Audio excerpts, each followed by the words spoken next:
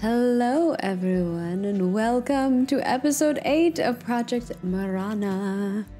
Did you miss us? We missed you.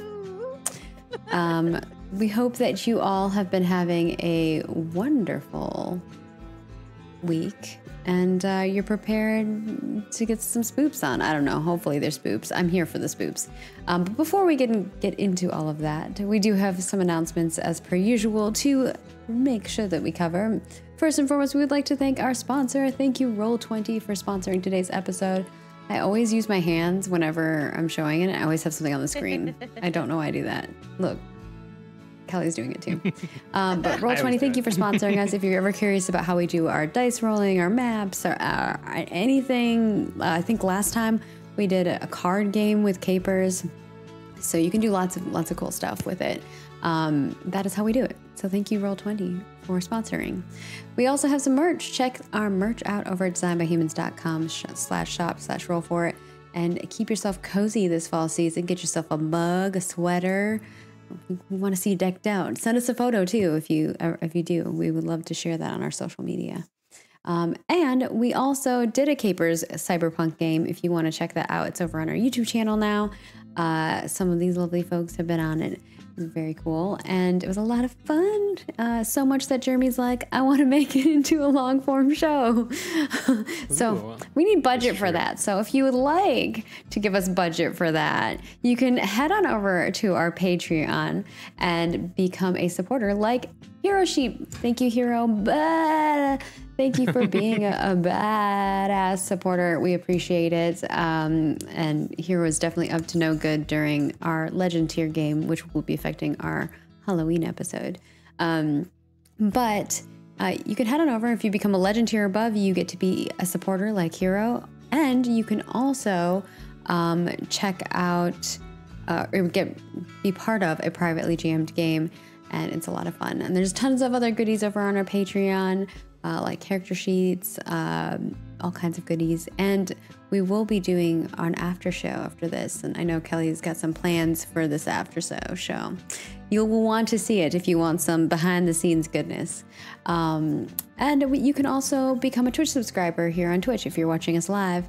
I mean, you can subscribe to us when we're not live, but if you're watching us live, might as well hit that button, right, and support us. And if you have Amazon Prime, you can use your Amazon Prime for a free sub, which is handy. Otherwise, that money goes to Jeff Bezos, but you decide what you want to do with your money. And of course, you can become a YouTube member over on YouTube, and that gives you access to some of our emotes. And whether you are a YouTube member, Twitch subscriber, or a Patreon supporter, you get access to our private Discord where we have many conversations, or people ask questions, or people realize that I put a typo in our tweet and I said that we were going to be live on the 11th and not the 12th. Thank you. Of course, there's also, I know, it's like the struggle. There's also a lot of free ways to support us because we know that not everyone can support us in a monetary way, like watching us live here on Twitch, making clips while you're watching us live. We super appreciate the clip making. Thank you. Thank you. You can also watch us over on YouTube, subscribe, like, comment. Even if you watch us on Twitch, you can head on over to YouTube and just let it play in the background, give us a little comment. You can follow us on X, Facebook, all the places. We're everywhere. Roll4It, like, share, retweet, share. I don't know what it's called anymore. They change everything now. It's the words, whatever they're called. It's giving it. It's because X is going to give it to you. Yeah. It should be, actually. Why don't they just play up on it? It's hilarious. I'm still not over the name X. Like, what? Okay, that's a whole other conversation. We can make a podcast just about that. But yeah, make the algorithms go where, let people find us so that we can continue to tell amazing stories. I always enjoy every single one we do, and it's always great whenever everyone's like, I don't want it to end. So the best way to not let it end is to support us so we can keep making more stories. And with that, I'm going to hand it over to our wonderful GM. Oh, one more thing. Trigger warning. Sometimes we may cover things that you don't like. It's a horror game. we are like, we've given Kelly the reins. We're like, we've got a very small veil and lines window. Otherwise, take us on this trip, murder us. I don't know. We're here for it. So if things that come up are not your jam, just, slide on out and come back in whenever you want. It's up to you. You create the ebb and flow of your own traverse in this universe. And with that, I will hand it over to you, Kelly. I think I covered everything. I feel like I'm missing something, but I don't know. Yeah. It'll come to me later, I'm sure. Yeah. I'm rusty. All right. It's been a week. Yeah, it's been a while. You gotta change that music. We're not in happy fun 94 times. This ain't playing guitar in the middle of a grassy field. Oh yeah, that's right. I forgot where we left off. The date is Saturday, September 17th, 1994. The time is 1:22 a.m. Benjamin's dusty red Dodge Ram drives along the dirt road leading out of the woods. Its light is the only thing illuminating the trees in the darkness. Despite the scene left behind, it drives with calm intention. Moments pass, and the darkness is cut by the flash of a street lamp. The truck moves from the dirt onto the well-paved road of the UBC campus and turns right towards the Totem Park residence, Salish House. Inside the cab of the truck sit Ben, Nate, and Andy, completely naked. The cab is dark and only occasionally lit by the lights along the road. It slowly pulses, revealing Ben's knuckles white against the steering wheel, the blood on Nate's face, and a rifle slumped across Andy's lap. No words have been spoken since you all escaped Chase and his friends. Do you do anything in this quiet, tense drive? I think the initial thing is I'm probably not going to say much, but as we're like pulling up to I don't know, the school or wherever we're stopping, I think I'm gonna like realize we are pulling up a bunch of naked dudes with a rifle, and that's not a great look. Naked dudes is one thing, rifle is a whole other level. And so I think I'm going to lean forward and then just like put a hand on Andy and then like sort of glance over at Ben.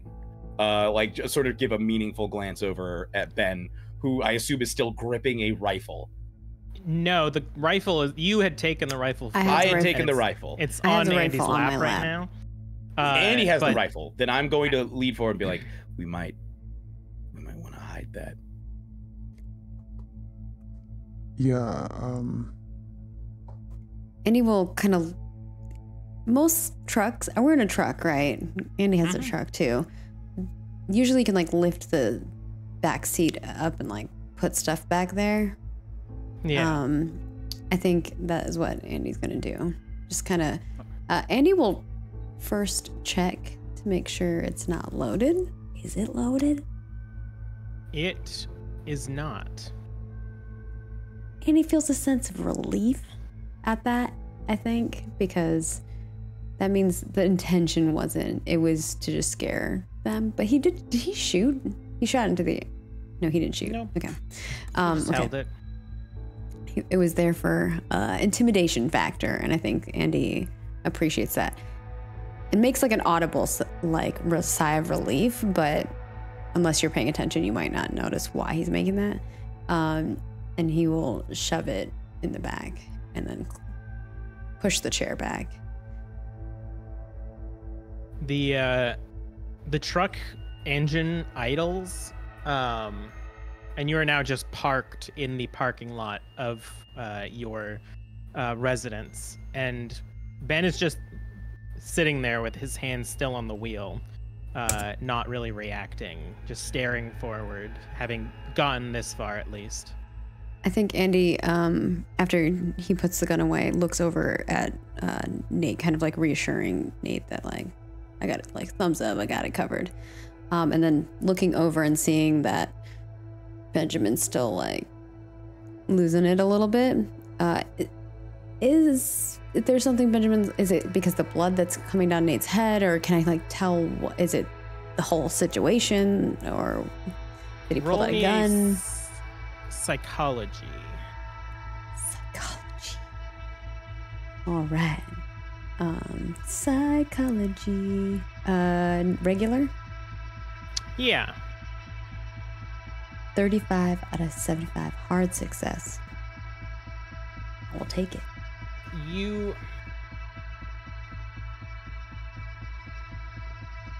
aren't.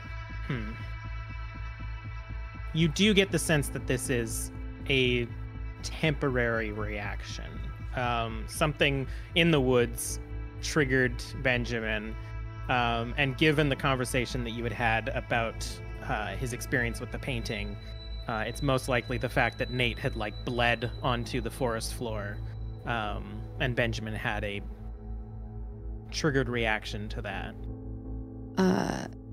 Annie will kind of look back, because Annie was looking at Nate, giving him like the reassurance that like, hey, I got the gun covered, and say to Nate, probably want to clean that up. And then he's gonna put his hand, because I'm in the back, I'm guessing, put his hand on Benjamin's shoulder, like lightly at first. He like jumps like a skittish animal, and then sort of like all of the tension sort of like relieves in his body as you touch him. And then kind of like move my hand on his arm and kind of like basically like squeeze his arm a little bit to be like, you know, be calm. And then he will say, look, it's gonna be all right, Ben. You didn't even have the gun loaded. You were just playing around, right? Making sure he wasn't gonna hurt anybody. I didn't even know it was there. You can see him like trying to reconnect. Like he's trying to like ground himself. And he just absentmindedly turns the key and the truck turns off. I don't know. It's a reaction. I guess my dad left it there. I just thought, I don't know what I thought. I didn't, nothing happened. I didn't hurt anyone, did I? No. It wasn't even loaded. Good.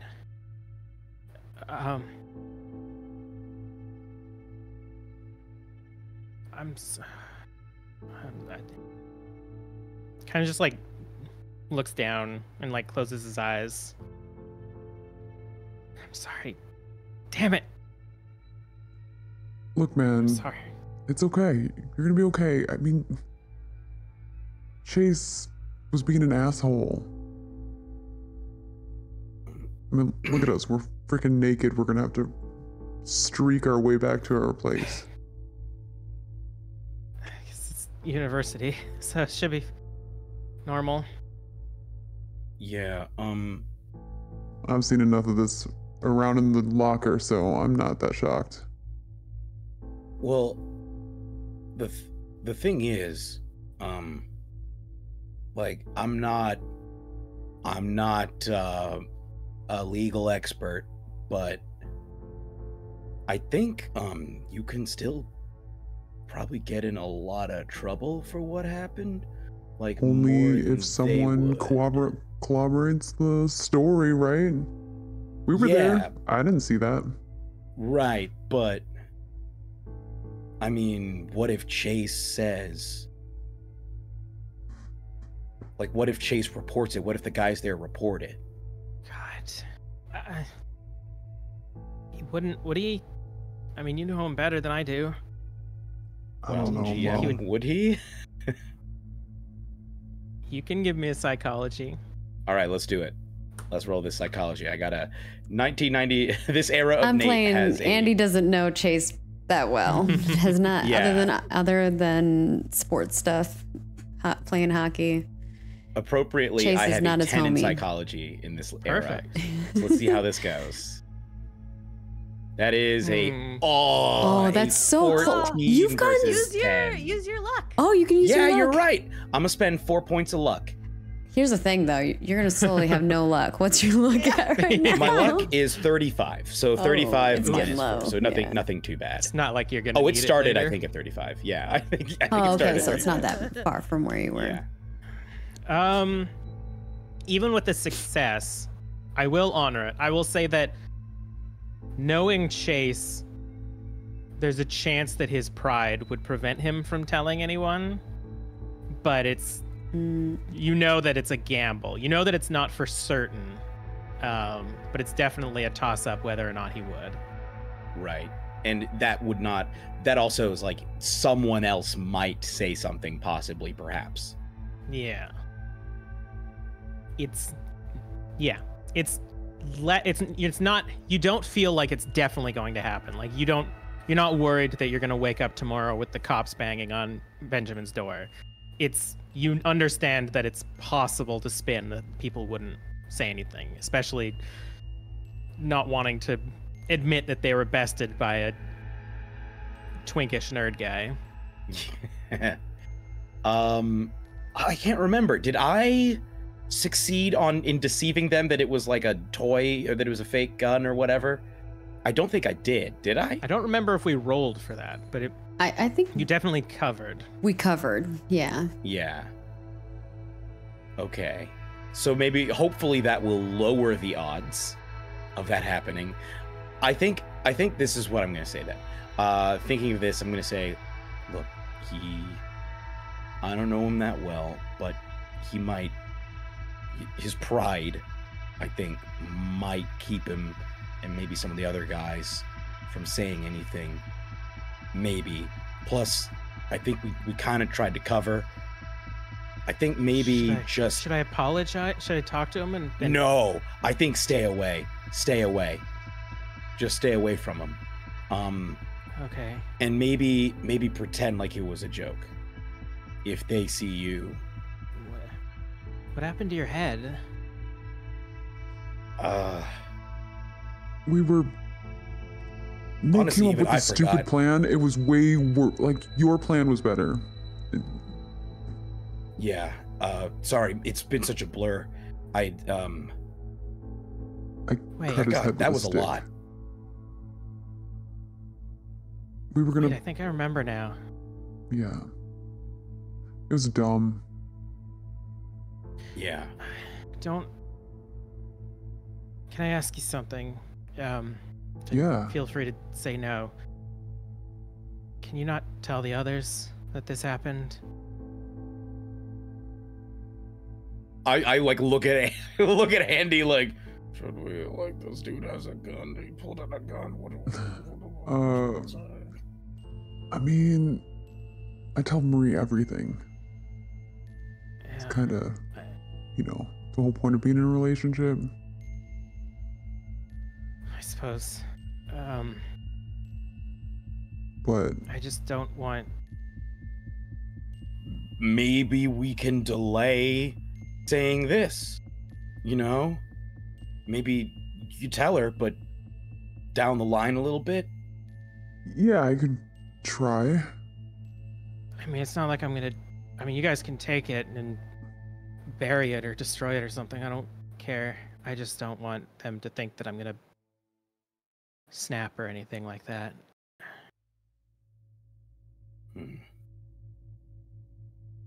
That shouldn't have happened. I don't. Sometimes That we do shouldn't- things like with adrenaline whenever, Yeah, we but don't I was. expect to hit the winning goal or block something in the moment, but it just happens and it's like reaction. Our bodies just kind of like take over.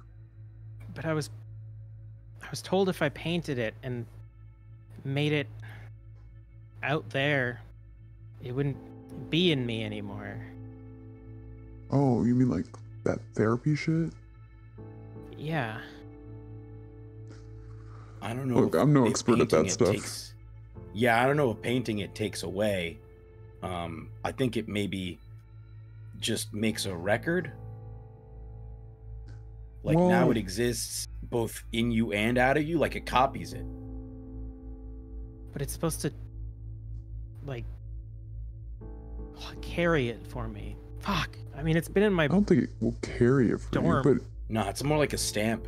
Like, you know, if you use a stamp, the stamp still has like the stamp design, but now there's a thing of the stamp over here. I never thought about it's been like in my that. dorm for like a month now, just hanging over me. For me, Can I we feel just- like it's more you're relieving some element of stress that sometimes when you hold something in, you know, it's just a lot to carry. Doesn't mean that you're gonna Yes. like give it all up and you're not gonna carry any part of it, but it's like a semblance of it is that weight is off of you. Can But we it's still just there. It's like a phylactery. Of what? A full what? Never mind. What's like up, Nate? Phylactery O'Connor? What? I feel like there was a writer that we had to read in school named Phylactery O'Connor. I have Maybe. no clue, dude. Maybe that's who it's named after. Oh. Listen, go ahead. I was gonna say I think we need a plan, like what we're For gonna what? say, Oh, like because because we're freaking I naked, can't- Nate. well like You but I see can't Ben look down and he's like, "Oh, it's like he didn't even realize that you guys were still naked." yeah that's part of it, but also like I can't afford to get kicked off the team. For being I mean, you naked? didn't do anything. Okay, number one, as much as like we don't care about being naked, the university doesn't like, I'm pretty sure, people running around naked. Like there's laws against it, I think. Look, And then I can number go out two- first. number two, Oh, I got an we idea. pulled a gun. We pulled a Oh, gun that's not gonna on work. other dudes on the team. We didn't do that. Well, we were with the guy who did, and like we left with him. It's gonna be fine, Ben. Don't let Nate's worry wartness get to you. We're gonna be fine. Dude, Chase so far up his ass, he's not gonna tattle on you. I mean, Nate's kind of right. Like, what do you suggest we do? Just that like we all know that it was fake, and we all like It's a we sport all gun. know we all knew it was fake. It was, you know, it Should was we a go joke buy that a went fake wrong. gun? You could It like was it a was counter haze. A counter haze to their bullshit. Because, you know, the fire with the clothes, we're gonna put it out with the water gun. It was dark. We could say it was a stick. I think water or like a gun BB gun or guns. something. One of those is gonna be better. I think threatening someone with a BB gun is still bad. Maybe like a toy. I don't know. That's what I say. Like a water gun's better. Yeah, Fuck. I can't. I think. Yeah, But I that's think you true. did I tell think them Nate that it did was a BB yell it was a gun. BB gun, but like a BB gun is. Look, the dude. Yeah, I'm just look. A BB gun. It's not as bad as a rifle. Yeah. Ben just like drops his forehead onto his steering wheel, and you can see him like visibly getting worried. I think we just need to know what our story is, and I think we need to make sure nobody finds that gun. Andy will like kind of shake Benjamin's shoulders to kind of like, because he's behind him, and be like, "It's gonna be okay, man." Homie, come on. It's gonna be fine. Get your head off that thing. Let's figure out this plan while we're naked here. You know what? Maybe we can get Marie to bring us some clothes. I mean, we're like a few floors away from Nate and I's room. We could just sprint for it. And he kind of like looks around and he's like, I don't know what time it is, but see, people aren't out. Yeah, it's dark. People. they Okay, may so not- what's our story then? what happened? Okay. Like the story was, they pulled a prank. We tried to pull a prank back on them, but like it was out of line. You know, we won't do it again. It was just a BB gun. Nobody was in any danger. You know, Can we- And it tell on wasn't them even. for It didn't burning even have any people's BBs in clothes? it. It was an empty BB gun. yeah, it didn't even have it was BB-less. Yeah, There we go. We could He was a blackmail BB-less them. gun. I imagine they could get in trouble for like tying people to a tree and burning their shit. Yeah. Yeah. Another reason why I Mutually don't assured think Chase is destruction. going to tattletale on us. Yeah. We'll hold the. It's like the one launch phrase codes that I over them. remember from history class: mutually assured destruction. That sounds I don't more remember. It was something right. that, though, like it basically means like both of you have bad things happen to you if one of you pulls the trigger. So should we get like magazines Bad and like phrase. cut Bad out phrase, letters dude. and send them a Too soon. note like we know what you did? No, we just No. like if we talk to them, it's clear that like if they rat on us, we rat on them. Yeah, I'm done with that. Okay, We I in with won't that? talk- Is I that won't the even- plan? Especially if like there's and look, what if we make sure we're glimpsed by people running into the school? So like there's evidence Of our that there were nakedness. naked dudes running in. Yeah. Because everyone wants to see it swinging. It's true. I mean, All right. it's Are you ready they to want to get a show- glimpse of the cream master. Am I right, Nate? I'm like, I was just about to put my hand in and say You Cream guys Master are on the- 3. Dang, Cream Master, why? I don't know. All I right, need to fine, get I'm rid of that in. shirt. I'll do this weird shit. All right. Andy puts his hand in it on top of Nate's. Nate puts another hand on top of Andy's very solemnly and just looks back and says, Cream Master on 3. And then Andy will put his hand on top of Ben's if Ben puts theirs down. Ben will put just one hand and then not make a sandwich. Oh, there's multi sandwiches happening here. Wait. Do you guys want to get rid of the gun? I can give you my keys and you can, I don't know if you like don't trust me or something. Yeah, I could do that. Well, yeah, you live off of campus. What? Well, Andy lives off of campus. Andy. Yeah, I live off campus. sure. You guys, Sorry, you can you can't see who I'm looking at. I was looking at Andy when I said that. you can like borrow my truck and drive home or something and then ditch it or take it. I don't know. Cream Master he just has his hand in. All right. Yeah. 1, 2, 3. Cream Cream Master. Master! All right, I assume who's first? as we're about to leave the car, like I'll go first, but hey, Ben, if you like I know that you thought it was out of you, but it's still in you. All I'm saying is if you ever need to like stamp it again, but like not like with paint this time, but like just words, like you can talk to me, bro. You can talk to me about it. Like if All of us, dude, we're here for you. Yeah. Okay. Yeah, that sounds good. I haven't really. You guys are my friends. Yeah. I mean, Yeah. we're all part of the chip cult together. That's like next level friendship. All right, Amen. let's streak to Yeah. our room. Let's hang some dong. And I open the door and start jogging out.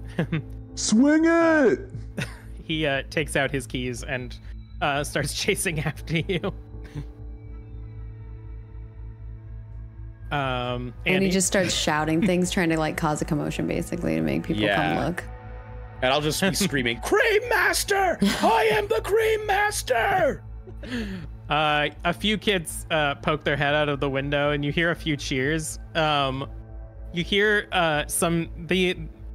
the women's campus is a bit over, so most of the cheers are from rowdy guys, but you hear a couple feminine cheers from some of the guys' dorm rooms.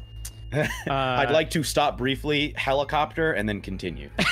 Hands over my head, fists raised. When pull you a do quick that, helicopter. Andy's just shouting like, Swing it! Swing it harder! Roll me a dex, Nate. All right, here we go. oh no. Let me see. My dexterity is 71, so I have a high chance of success. Let's see. All right. That's a 47 versus 71. I mean, there we it's go, a baby. Successful it's a September night. dong It's not swinging. too cold. Oh my God. You get a good helicopter in there, and you get a few cheers, and you, nice copter, bro, coming from a few of the windows. As you run up to your dorm room, does Andy stay behind and drive the truck, or are you coming in to Andy's get gonna drive clothes? the truck.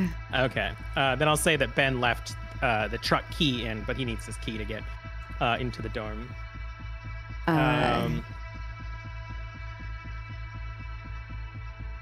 Go ahead. I'm debating whether Andy waits for clothes or just goes into the apartment naked. You didn't inform anyone that you needed clothes. Yeah, that's true. The two of them ran off naked with no plan to bring you anything. I think Nate or Andy will, I don't know why I said Nate. Andy will look to see if there's anything else that he can use that's in this truck. He's just going to fumble around the truck and like look to see if there's something like, he's like cover, his bum and frontal part as he goes into the apartment. Roll spot hidden. Okay.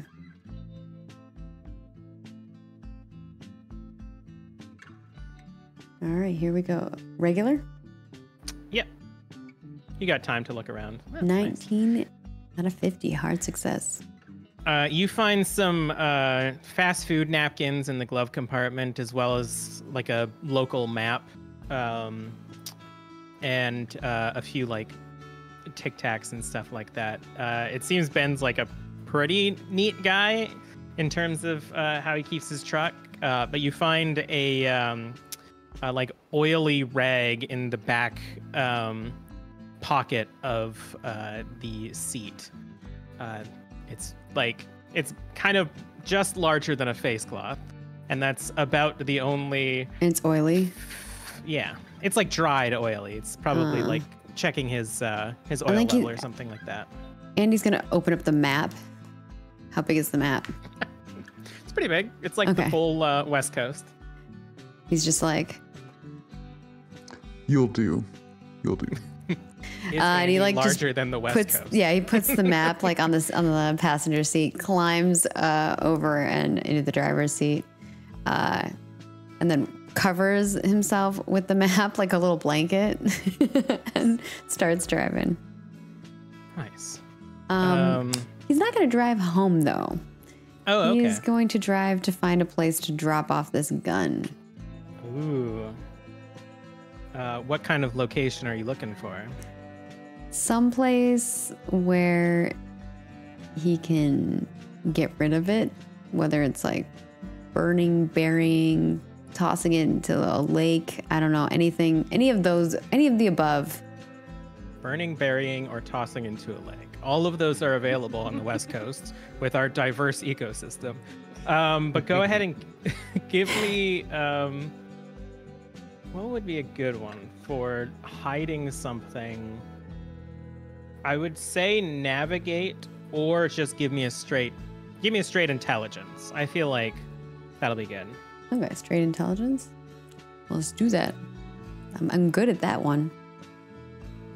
6 out of 70. Extreme. Oh. Wow. Whoa. I feel like burning, burying, and throwing in the lake are the things that you do with the various parts of the rifle. Nice. I also wipe it down, I think, with that. Like take the dirty rag and like wipe it down so my hands aren't on it. Yeah. I saw that in a CSI thing before. Yeah, exactly. if it was out then. Yeah, MacGyver, I don't know. Is CSI out? What's that new show that everyone's liking again with the guy that always like got you at the end of the show? I'm not anyways, sure. Someone will mention it. Anyways, you overkill get rid of this. But you overkill get rid of this thing. Like you put like the rifle, the metal barrel, throw it into a lake so it sinks. You find a place to bury the butt so that it looks like something completely different. And you take the like remaining parts of it and just sort of like scatter it to the wind as you like geocaching stop along the way back to your apartment. And you are very confident that if any part of this thing, All while And wearing a map. holding a map. Yeah. I think I got like the map around me, like a A topographical map. But yeah, you're like extremely confident, and it's about 2:30 by the time that you make it back to the apartment. Okay. I'm not driving my truck. I'm driving someone else's truck. Yeah.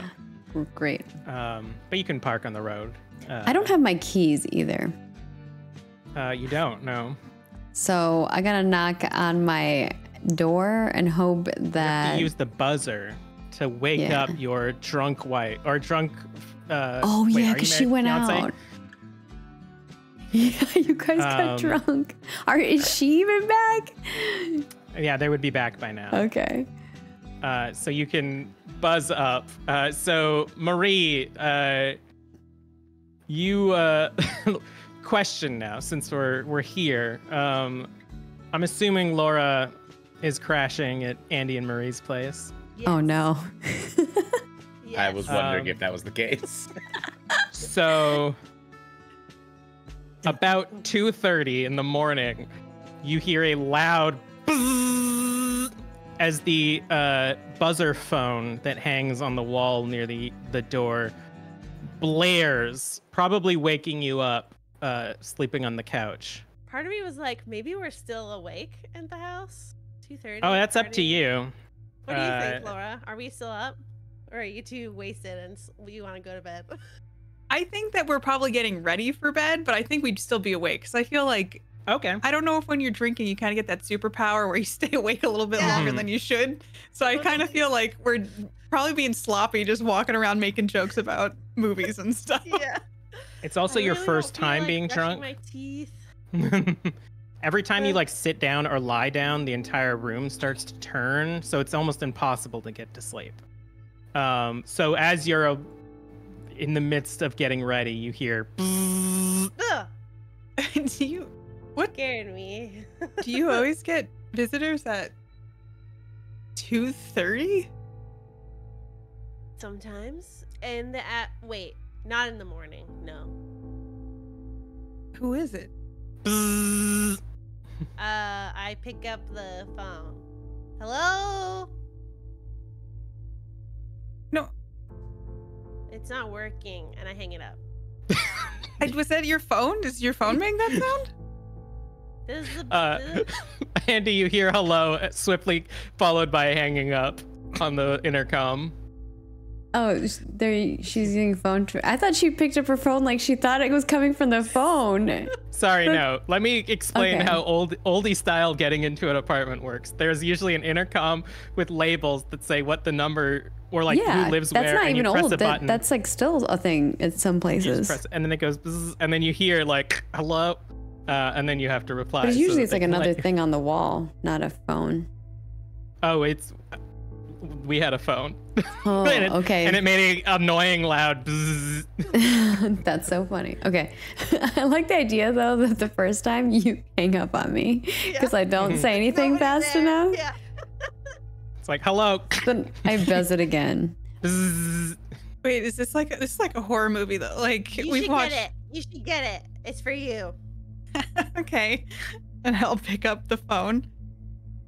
Hello? Laura? Hello? Who is this? Who do you think it is? Andy? Yeah, you're in I my think it's- home. I think it's your husband, your fiance, your fiance boyfriend My husband. husband. Hello, come in. And I push the button. You hear the door unlock, Andy. He just laughs and then scurries in holding the map on like the best places Wait. that possible while he waddles back.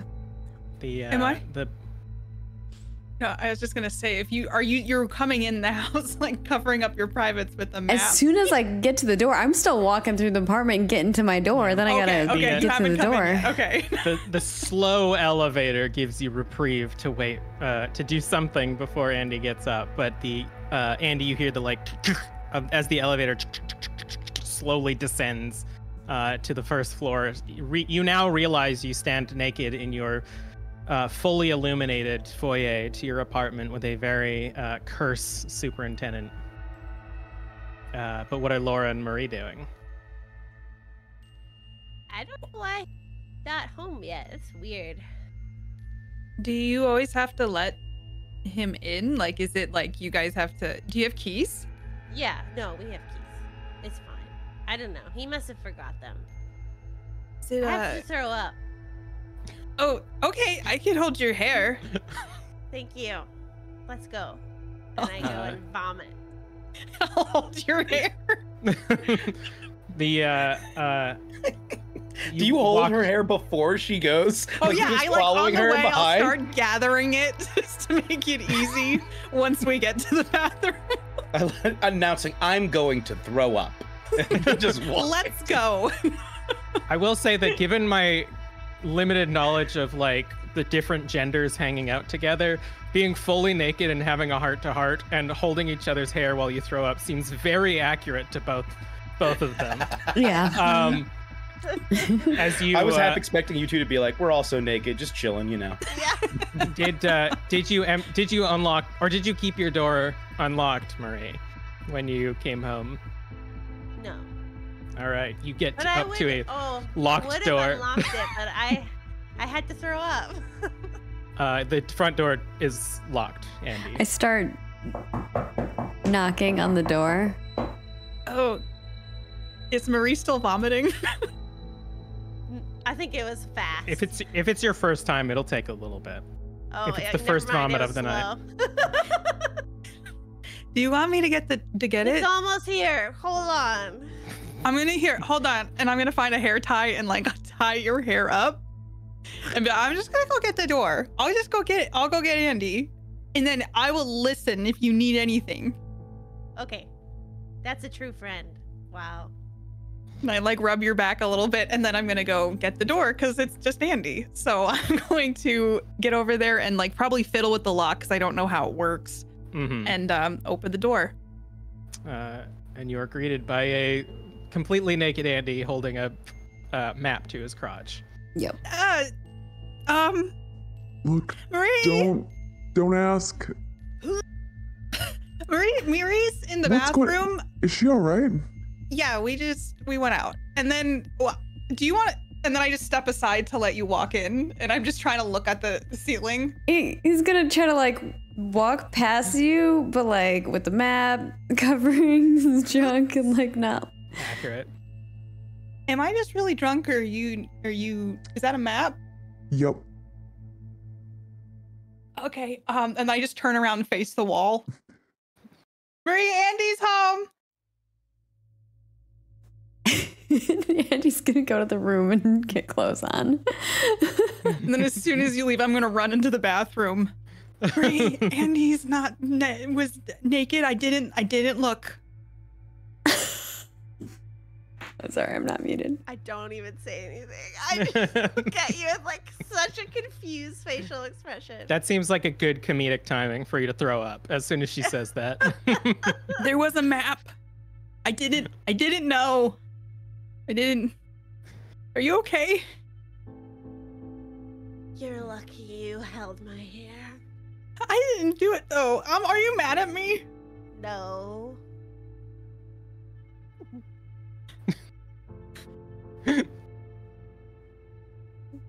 Give me a Constitution roll, Laura. Oh no. Oh. You're gonna both throw up. My worst nightmare. Oh no, an 87 versus 50. I have an idea though, if I can. They do have a second Kelly. bathroom, but it Yeah. is up to you if you can get there in time. But is there a sink in here? There's a sink, yes. Yeah. At fear of Andy being naked running around the apartment, I'm just gonna like go, and then I'm gonna go over to the sink and vomit alongside Marie. Oh, that's true friendship. This is how Friends who no, vomit together. We're gonna be friends forever. It's a sympathy barf. What if I'm Oh. no? If It's 'cause Andy we is had fully so much to dressed, drink. Can he, does he come out and see them both vomiting at the same time? One of them in my sink? The bathroom door is fully open and you just see them like in unison barfing together. And he's gonna go to the sink in the kitchen and underneath grab like a bucket. And he looks at the bucket, looks over at the bathroom where he can see the two of them, and then just smiles and goes and finds like a Sharpie and makes a big smiley face at the bottom of the bucket and goes into the bathroom and is like, Look, Laura, you can't be barfing in our sink. I'm sorry, I didn't want. It was open. he's gonna hand you the bucket. Okay, and then he's gonna turn the sink on. I can clean it. I'm good at cleaning stuff. I'll clean it. Oh, gross. And then this is like where the lines and veils are like, do I describe how you get most of it down the sink? Because it's not going down all the way. like there's chunks of something, like whatever they ate for dinner. A lot of chips. The chips. A lot of chips. Chunky sauce. And then Andy's gonna check on Marie and make sure they're okay. I'll let you do a quick give me a first aid roll, and this we'll cap the scene with basically Andy playing like doctor, drunk doctor for the rest of the night for these two. All right, first aid. I'm not. I'll write it down. Not yet. 15 out of 50. I'm hard successing so much. What is this? You get the water. Bad you got stuff's the, like, gonna happen aspirin later. Ready. You got like you go full, basically like full party mom mode, and get got some like little all bread, the electrolytes. some crackers. And you're everyone gets a bucket with a smiley face next to them.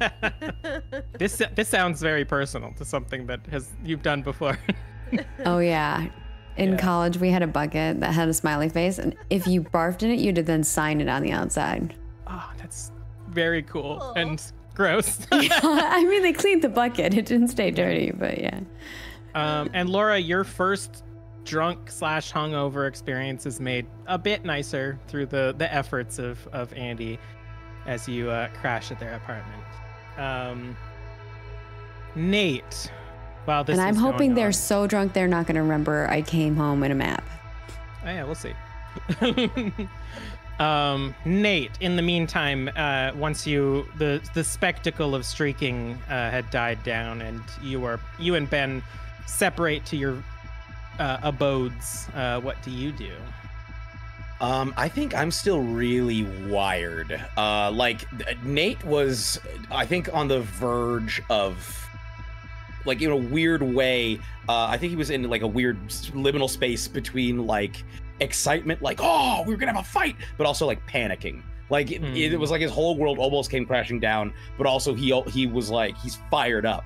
So I think after he gets inside, he's gonna put on some clothes, and then I think we're gonna take a walk just around campus.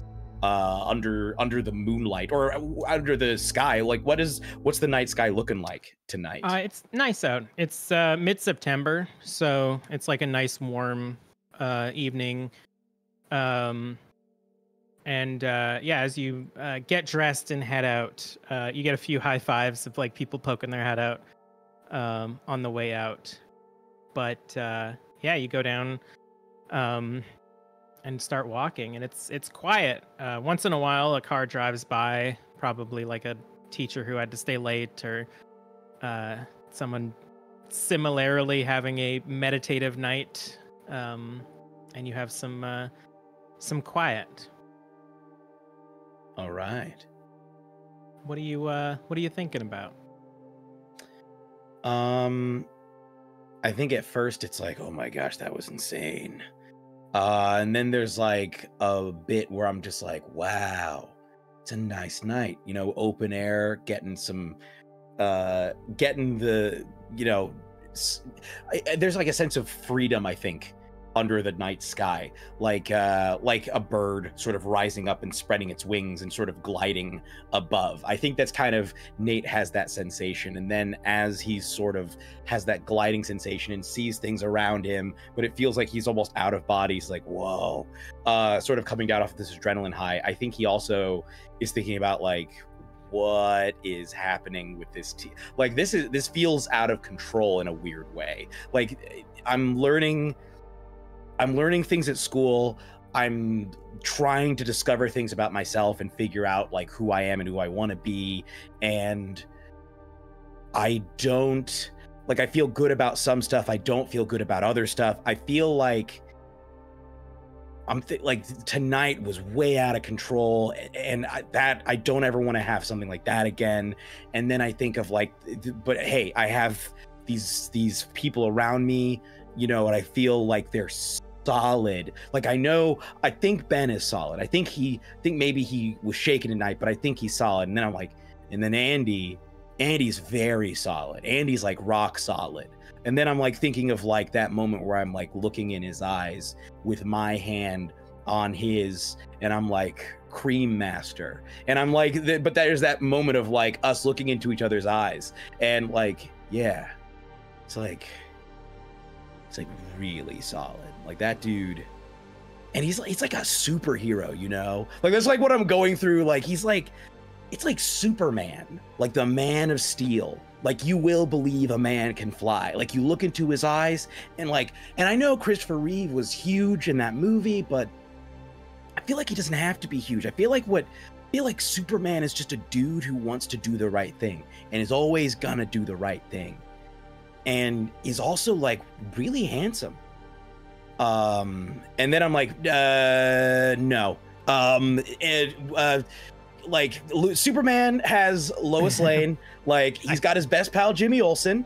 They're just pals, you know. And you know, Jimmy, I'm sure he looks up to Superman. So like, it's good. It's all good. I think while you're lost in thought, almost instinctive muscle memory, as you're trying to snap yourself out of this, you realize that you're standing in front of the hockey stadium.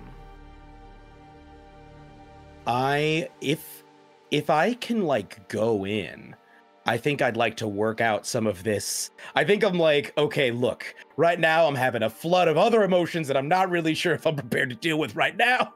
I am going to go out onto the ice and I'm going to work the night away, skate the night away, basically. Definitely part of your deal with your coach is probably you have a key, just in case you need to come out here and do some extra work in. So I would say definitely you can head to the back and make your way in, and almost like a de-stress dance session, have a few moments to play hockey. Yeah. I put on my disco playlist for sure. Yeah. How long do you stay out there?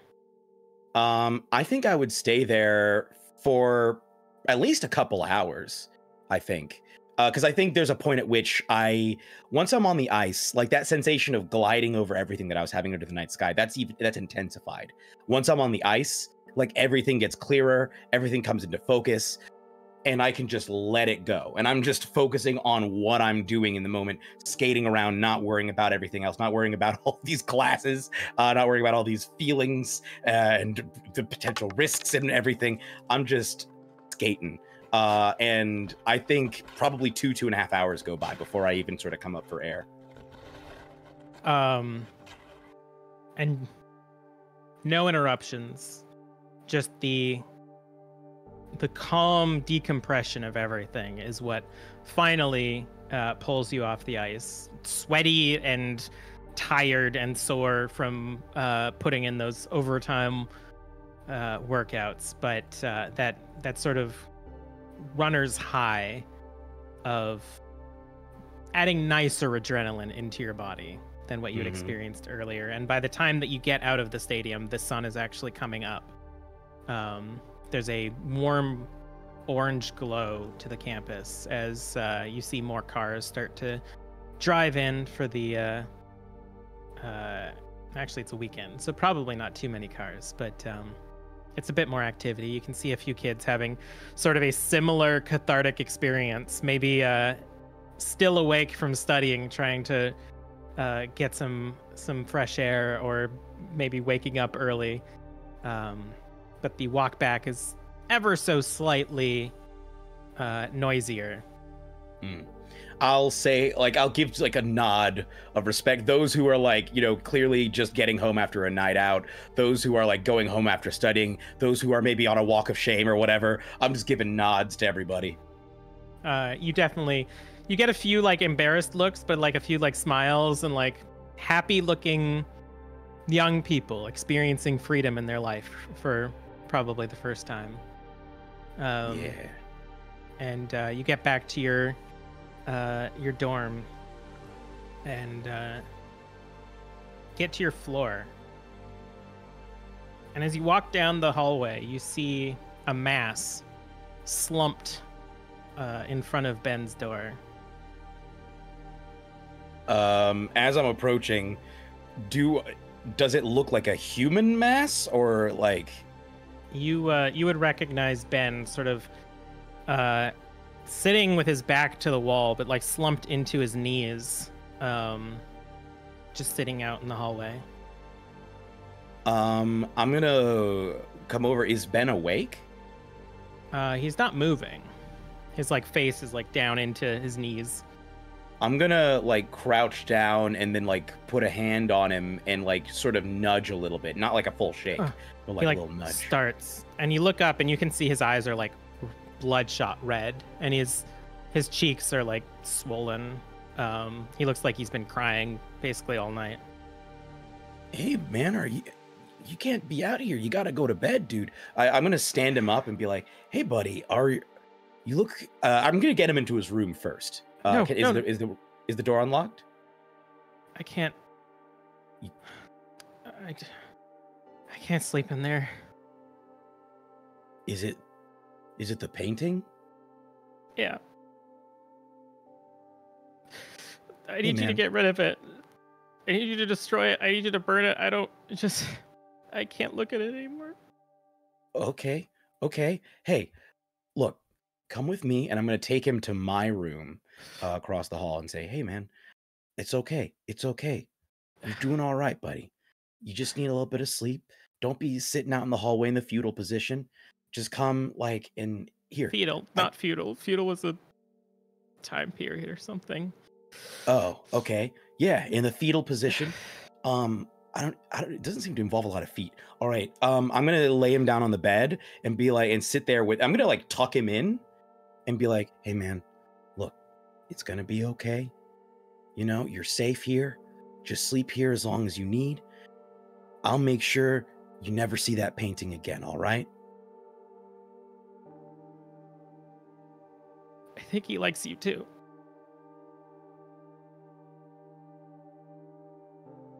And then almost immediately falls asleep. I just like they're fully motionless, and then the snores start to emerge, and I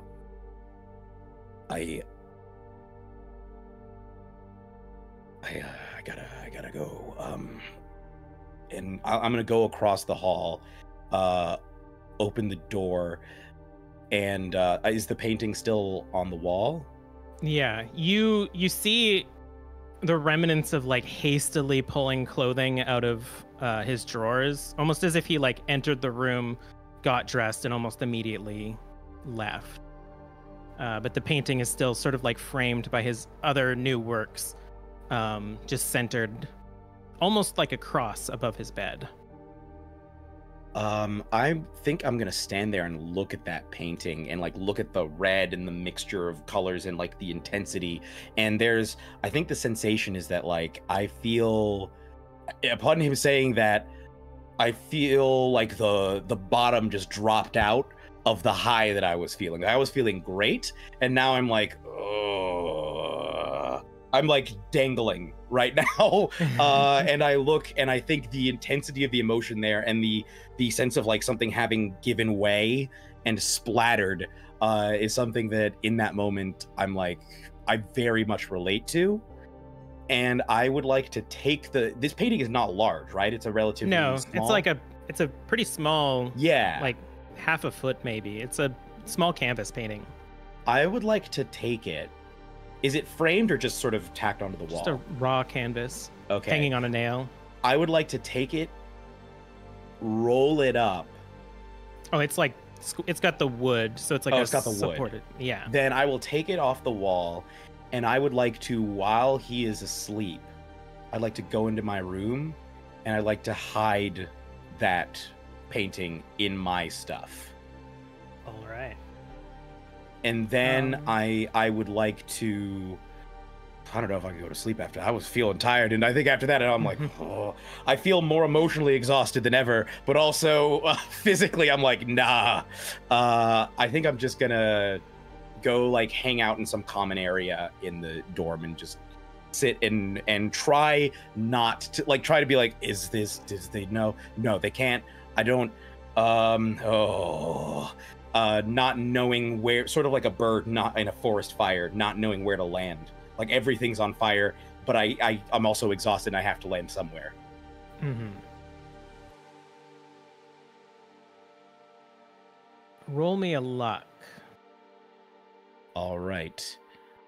I don't know if my luck total subtracted on here, but I subtracted 4 from earlier, so it's gonna be out of 31. So even if it says success, hit edit and then okay, edit it down and then roll. Well, it turns out it doesn't matter because I rolled a 61 versus 31. Woof. Yes. As you sit in sort of there's a central building between the two dorm buildings that's sort of the like student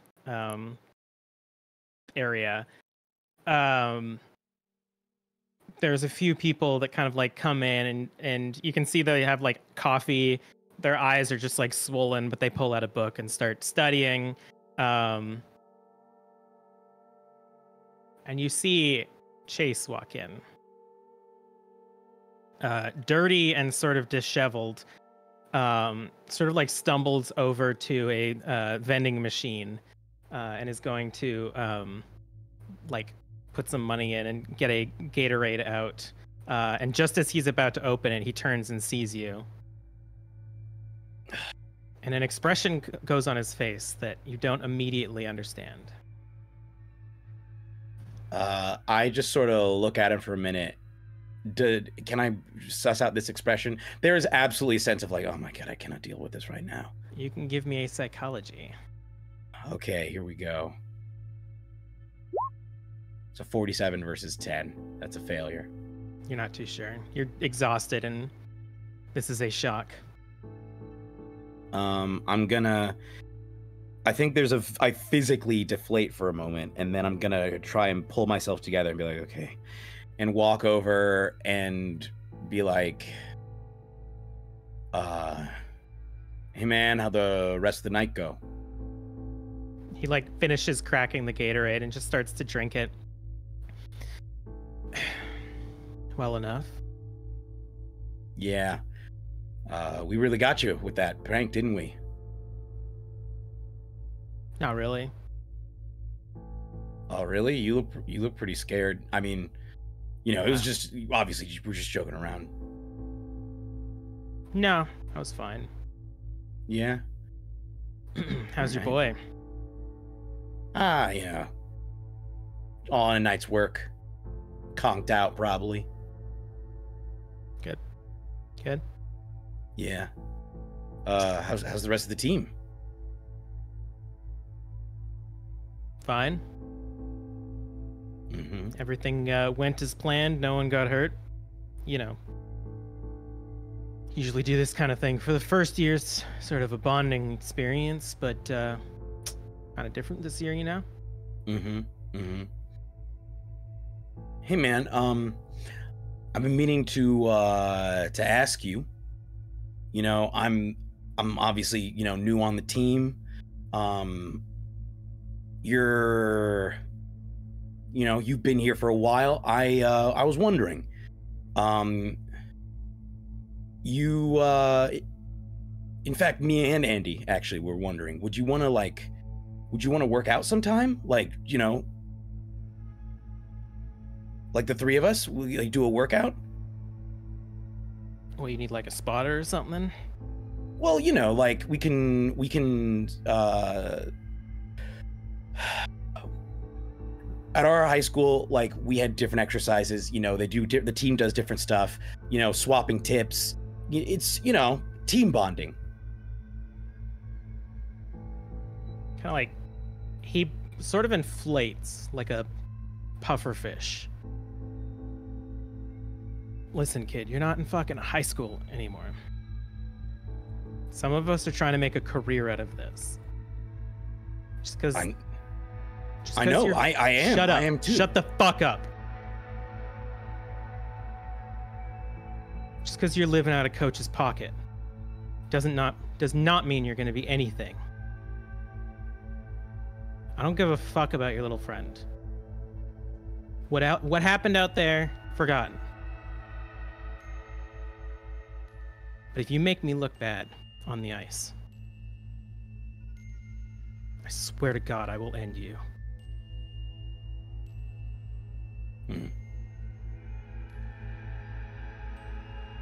Well, you better stay away from me on the ice then.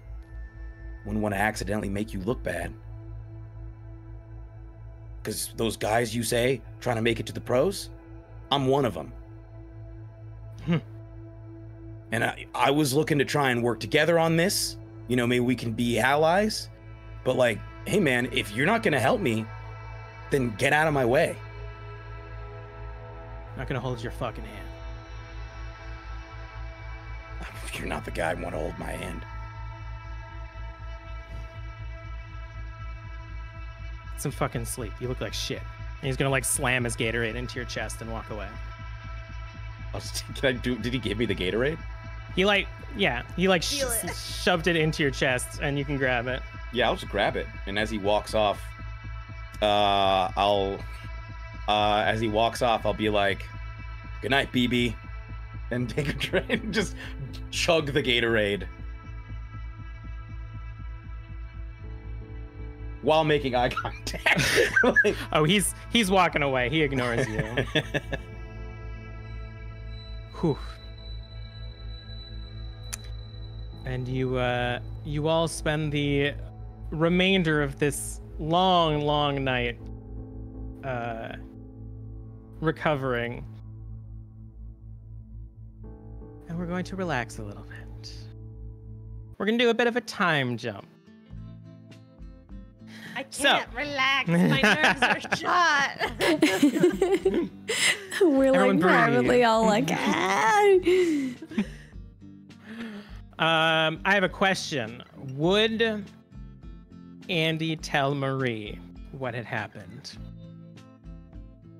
Depending on how Marie's feeling that morning, maybe. I mean, Andy's Just gonna in try to general, over, like, the uphold next few days, if you the cremaster bond that he made with his homies, to not tell her as soon, like immediately. But Andy's also pretty easy to crack, I think, for Marie, if Marie really wants. If Marie really is like, what happened? Like, if Marie remembers that Andy came home in a map. Naked. Yeah, right, I think Andy's going to have some explaining to do. reconcile that. But if she doesn't remember right now, maybe I'm okay. She's Roll just going to remember I was nice Constitution, and took Marie. care of her. All right. This will determine if you were at that forgetful stage. Oh, I am Well, laser focused. yeah. You were sick, Marie, but you've got, like, you remember that whole night. you remember. you rallied hard after that. Does puke. Laura remember, though? That's the question. I'll honor the Constitution roll from before and say that Laura has a lot of blank spots from It's that night. fuzzy. It's a at little best. fuzzy. She maybe remembers that you came home late, but nothing about being naked or You anything. could make the roll a hard roll. No, it's okay.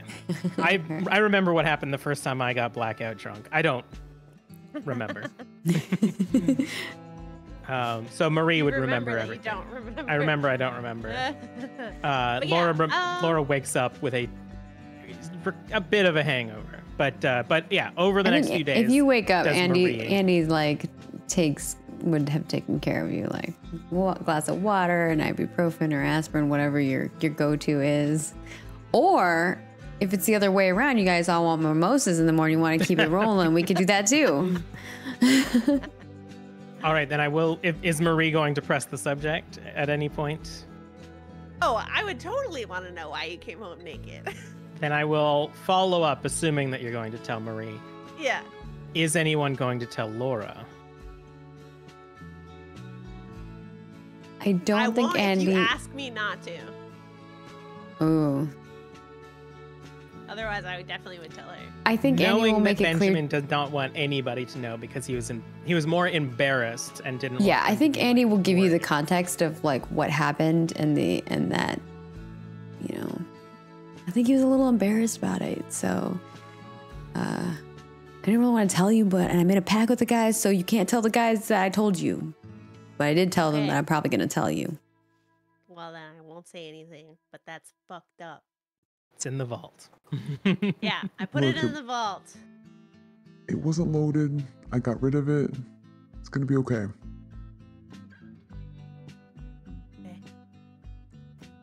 Andy would definitely try to be reassuring, but in the back of Andy's mind, Andy's also wondering what's going on with Ben. Okay. The following days, Ben's mood sort of slingshots back to normal. He doesn't seem great. He still seems so almost like depressed a bit. He is anxious about the painting. He knows that it's not in his room anymore, which helps him sleep at night. But he seems kind of skittish about the whole situation going forward. And I think you would recognize this, Nate, that he's like he feels on edge. Do you decide to do anything with the painting, or are you keeping it hidden? I'm gonna keep it hidden. And I think like I'm gonna put it somewhere where I would not expect him to look, probably like in and amongst. I feel like Nate probably has like a bag that is full of old stuff, probably like a high school backpack that he's just never like. There are papers and stuff in there from like sophomore or freshman year that he has it is almost become part of the fabric of the backpack. So he's gonna slide it in down there where like no one looks. But I'm definitely gonna be checking in on Ben because like I don't know if I would have. I think I would definitely tell Andy that Ben had been having that trouble. Like he was so disturbed by the painting that he was like sleeping outside and crying all night. And like I'm definitely gonna try and regularly invite Ben along to do stuff, not involving the hockey team, but like definitely like bring him along for as many things as possible. And Andy will do the same, like 100%. Try to invite him along on things that we plan together. It helps. He's still kind of like a fostered dog. Doesn't seem to be perfectly comfortable anymore. Give me a psychoanalysis, both of you. Ooh, I have a 1. psychoanalysis. I'm not as good as that. This is more like trying to understand him over a long period of time and sort of figured out 95 out of 30. My God. Yeah, I know. I had a 30. 31. Oh. I think both of you you're out of your element. Yeah. Something is wrong with him. You try to do the like fun things and hang out, and it's just not like he's not recluse. He like engages. It's just something is wrong. Ever since that night, He seems, Do we notice something's wrong, or because of this we don't notice that something's wrong? you notice something is wrong, and your response is, "Let's go hang out," but nothing that gets in deep. But he's not really getting any better from this? No. Okay, then I think what Nate, because I'm going to say that part of why Nate is having such a tough time figuring out like what's going on with Ben is because he's still like reeling from what Ben said, and things are still like over the course of weeks, it's still like weighing on him. I mean, he's carrying around his backpack. He's literally carrying around that painting with him as like something he just relates to. Could I have like a private conversation with Laura?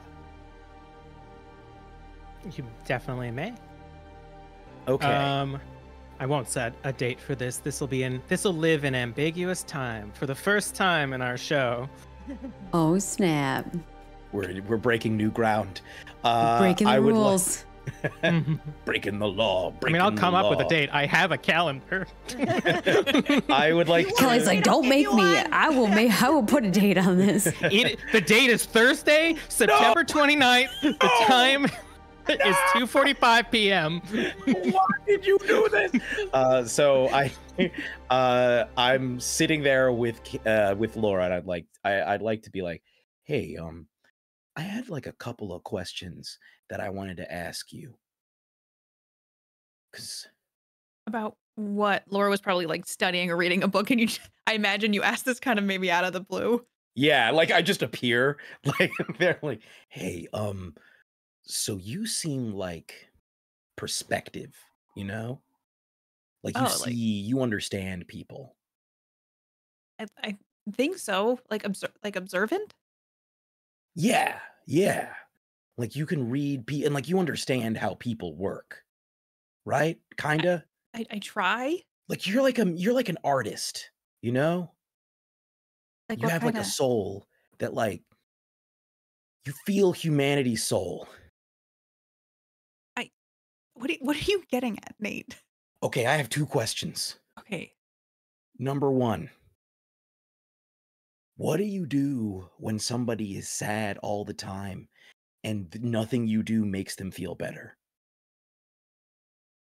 Sometimes when people are sad, you can't do anything to make them feel better, but by you being there, it gives them comfort.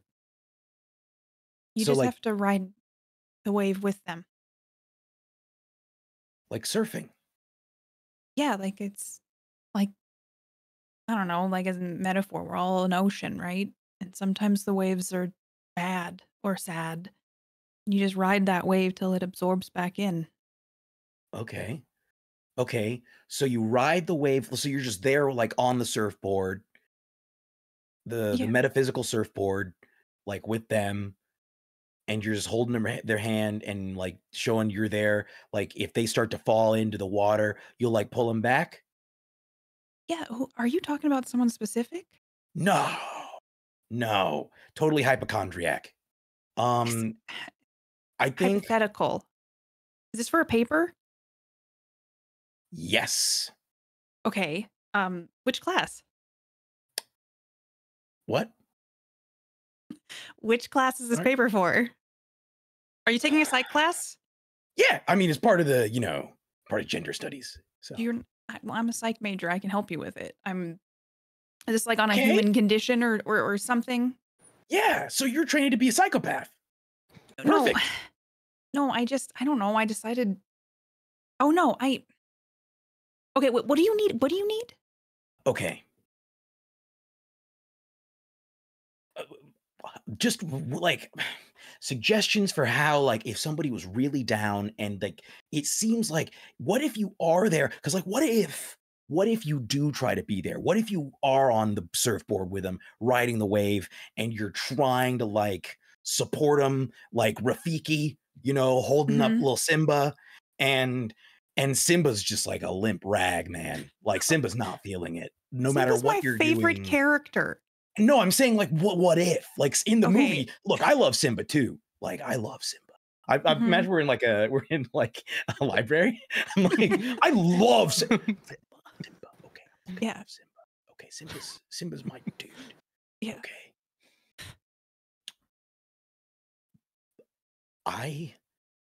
What if Simba was like, though, like really droopy? Like, what if Simba was like Eeyore? Okay, what have you for your paper? What have you tried to help Simba become less droopy? Like what you're saying, like be there supporting, like Rafiki when he holds him up. Does it seem like this hypothetical person or situation Don't call him that. Simba? Sorry. Okay. Yeah, like Simba is like sad, but like down. Maybe even more than sad. Have you tried talking to Simba? You know what? This is why I talked to you. I sort of did, but I didn't fully. I mean, I didn't. I'll write that in. Thank you. Well, Yes. here's the thing. Like, you can ask somebody, like, "Are you okay?" And they won't be honest Yes. all the time. Oh, okay. How do you get him to be honest? I mean, sometimes it's just out of our control. Like, you can't control what other people do, no matter how hard you try or how badly you want them to know that you want to help them. Sometimes people are just in a pit and you can just keep putting your hand in and hopefully they'll grab it. Okay. I'm gonna write that in the paper. I'm gonna see what my TA says.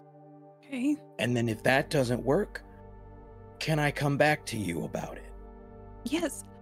Are you...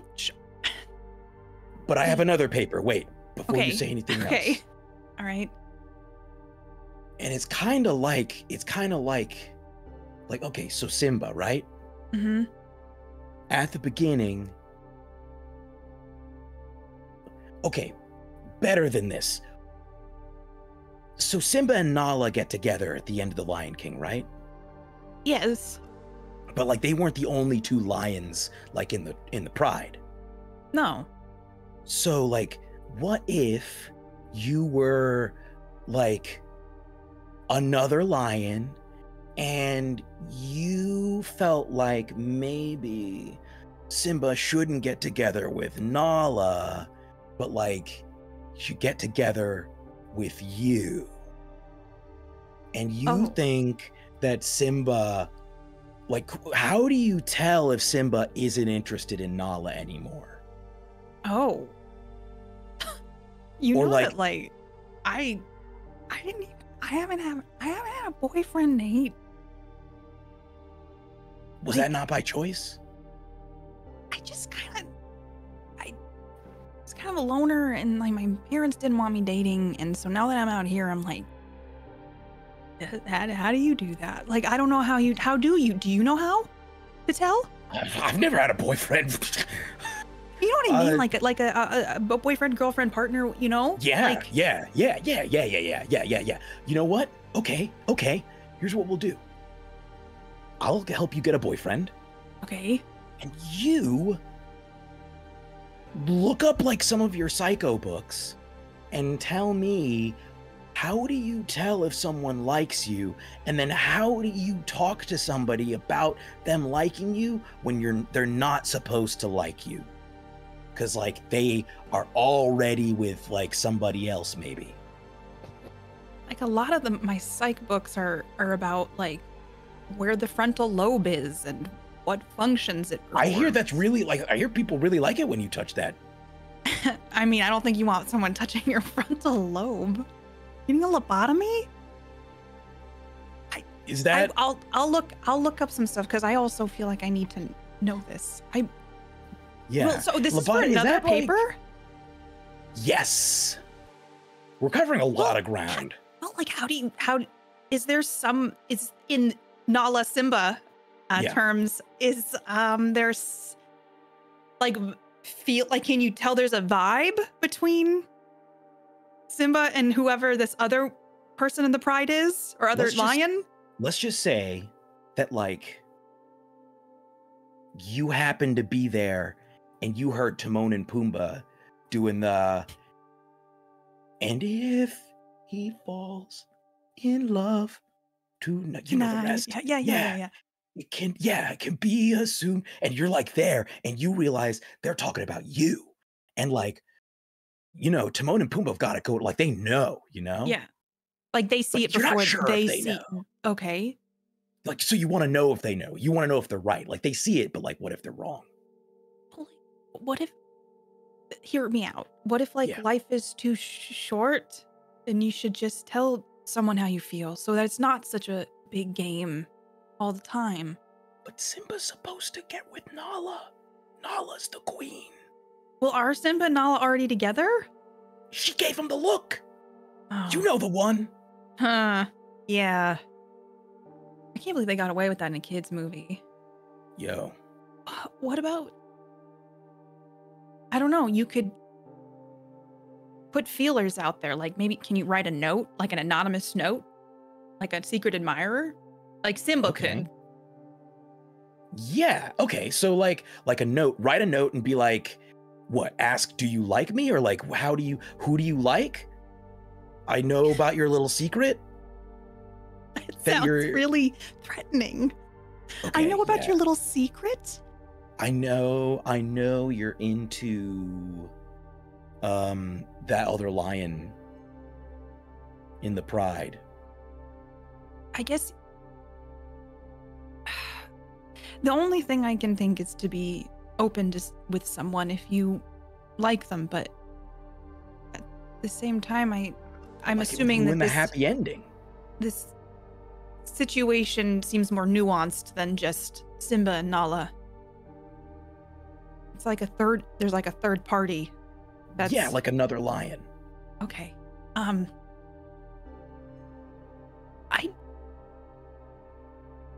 I will look in my books, and can I like roll to see if there's anything that maybe I have come across in my research for school?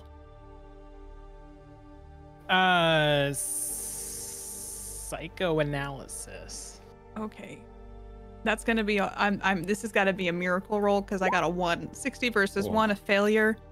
I think the conversation is going as it is going. I feel like both parties aren't entirely sure what is being talked about or how to talk about it. And with your collective 2 psychoanalysis, you as performers can have this play out the way that you wish, knowing that in the future, Laura has no idea. Yeah. I can't think of anything, and I'm hoping this other lion can find the answer that they need. Yeah, like in like a sequel. Yes. I hope they make a sequel. Okay. Yeah, thanks. Okay. I think I'll say like, what was the word you used? It was nuanced? Nuanced? Yeah. Like that I think that's what I'll say. That it's a nuanced situation, and it's tough to, you don't want to ruin the happy ending. So maybe the other lion's just gonna have to find another, Simba or something, and not talk to Simba about it because they're already together. It was like too late, and he missed his chance. And Laura's looking at it with just like a quizzical, puzzled look on her face. Sometimes I think it can be too late. Especially if Simba and Nala are already together, Like they made a choice to be together, Yeah, like they chose that for themselves, and like they love each other, and like they're gonna get married, and like I think Nala's pregnant. Did we watch the same Lion King movie? What? Yes. Sorry. I'm just like, if the movie kept going. Yeah. Well, if you need help with your papers, I can help. I can proofread them. I can kind of help you write them if you need. Yeah. Absolutely. You know what? I will ask my TA, and then I will get back to you on that. Okay? Thank you. Yeah. You've given me a lot to think about. I Good hope luck. that helped. Yeah. Sorry. I'm just I was getting lost. It's almost like the big Mufasa face showed up in the sky. You know, it's all coming together, and it's not what you want to hear. Have a good day, and I'll see you, soon. Thank you. Okay. I think as you leave, just Laura's bewildered because there was so much cryptic Lion King talk that she can't tell if something was wrong or if it was for a paper. As I'm walking along, I'm just sadly going, on the day we arrive on the planet. Like, you could just hear me like softly singing that as I walk off very sadly. During these next few weeks, all of you are hit with a wave of classwork. Your spare time has dropped a lot, and days pass by where it seems like all you're doing is working, studying, training, or sleeping. We're gonna have you actually roll to see how well you're doing, and I've restructured this a little bit. It's gonna be a little bit more fair. I've taken all of the classes that you have, and I've made a few rolls that you're going to do, and this will determine your overall success at school. So starting with Marie, That's me. You have literature, creative writing, process and practice, and writing for genre fiction. So I've broken this down into history, writing, and library use. So I'm actually going to get you to roll one of each of those, and that will determine how well you're doing in school. You may push any roll, you may spend luck on these rolls. Just remember that there is drawbacks to pushing. Yes. Are so we we doing can this start- now? Yeah, let's start with history. Okay, here we go. Oh, so close. Oh, All right. I think I'll 10 spend out of luck. 5. You want to spend 5 luck to get it down to a success? Do Yeah. it. Nice. I need to be good at school. Yeah, get that A. All right. Let me just write And I this have down. a lot. Oh, don't count that. That's just me clicking luck like an idiot. But I have a lot, which is why I'm feeling all right. All right. Now give me a writing roll. Okay. Nice. Hard success. 16 out of 50. Ooh, Thank you. that's a good one. Thank you. And finally, give me a library use. I also have 50 out of that. I was built to be good at school, which is why it's so weird that I was so Yeah. bad the last time. 87 out of 50. Oof. Do you want to attempt to push it and get 3 successes, or do you want to leave it? Push it. Push Let's it. push. I'm Push gonna it real do some good. all-night studying All right. to help my library use, hopefully. Yeah. 41 out of 50. That was a close. 41. Woo. Perfect. I was going to remind you that failure of a push has drastic effects, but Mhm. you are good. All right. You get in your groove. I think the first sort of transition from high school life, the support of like your parents and stuff, like trying to be an adult for the first few weeks kind of threw you off.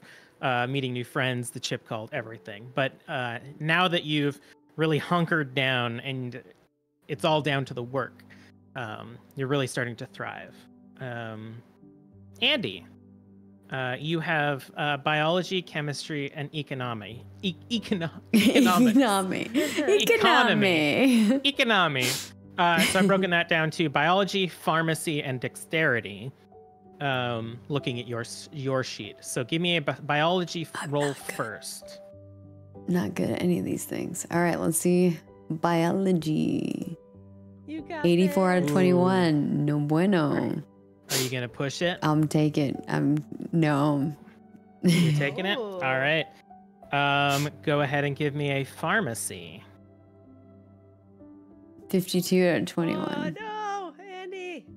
Are you gonna try to push it? Nope. All I'm right. succumbing to my fate. Oh my And goodness. a dexterity All that hockey. for your Yep. hockey. Yes. There 45 out you of 60. go. That's why I'm focusing on the hockey. You are Got a wreck And- chase. a surprise one. Give me a credit rating roll. Oh Right? god. Oh, yeah. Yikes. Look. 76 out of 34. I needed that car upgrade. That truck So, upgrade. yeah, what you can do is you can leave that as a failure, or you can attempt to push it. And by pushing credit rating, this would come in the form of possibly taking a loan or doing overtime, which would potentially hurt other things. Or you can leave it and suffer the consequences of. I think for the this money. one, knowing that I need to take care, it's not just me fucking up because I'm an idiot. There's other people on the line here with my lady. I will re-roll or whatever. What happens? What's the So repercussions? first, tell me what you're going to do to attempt to alleviate your financial stresses. I think Andy's gonna ask for help from a parent. All right. Then go ahead and re-roll. They brought you into this world. It's their own fault. Oh my god, it's worst failure. 99 out of 34. 99? I don't know, man. So hey, guess what, y'all? I did some homework. I read a lot of the Call of Cthulhu book. This is so bad. Under normal circumstances, a fumble is 100. If your stat is below 50, a fumble is a 96 to 100. Well, goodbye, guys. I'm dying. No, I'm just kidding. You're gonna get evicted. Yep. Tell us. Let me put down this pen real quick. We're going to go into a little bit of a scene. What is Andy's relationship with his parents? We haven't really gone into that at all. I feel like Andy has a good relationship with his parents. They're both hardworking people. They don't have like a ton of money. We're like lower middle class. Like, and he's always had like, never had to worry about food or clothes or shelter or anything like that. He's kind of lived a good life. Hasn't had to worry too much about anything. All right. Is Andy a only child? Andy is an only child. All right. The first of the month comes. And keeping track of your finances, you are in the red. Some surprise financial things came up. You've been paying for this more expensive apartment. You guys have been splurging a bit on decorating it, being excited that it's your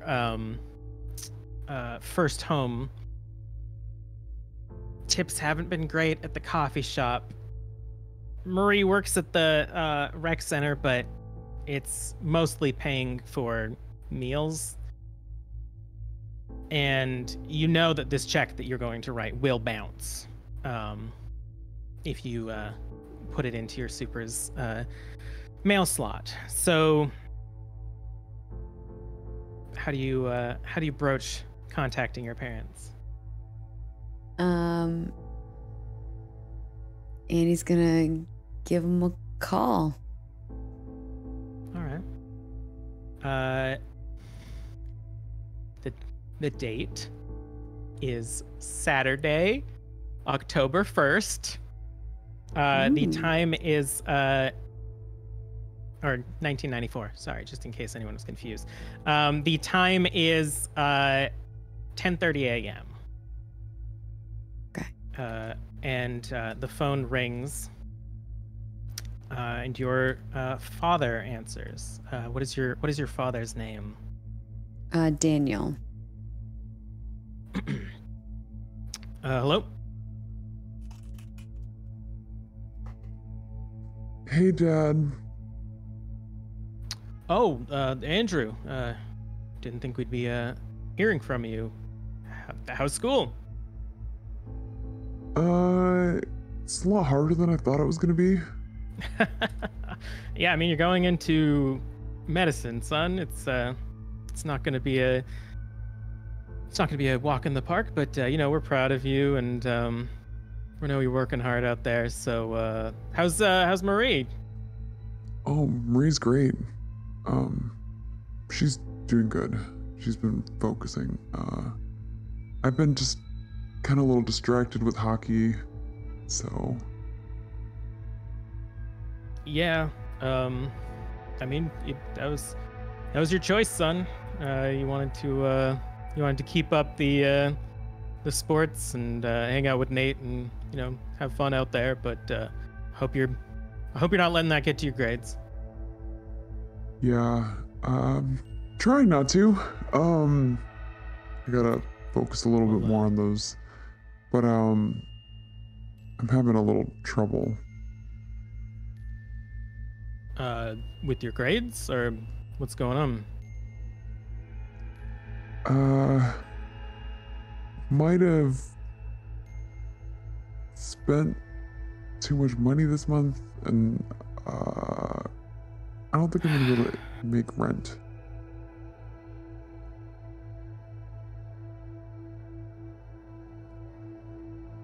So, what are you saying? I was wondering if maybe you could help me out. I could do something for you in return. Come home on the weekend.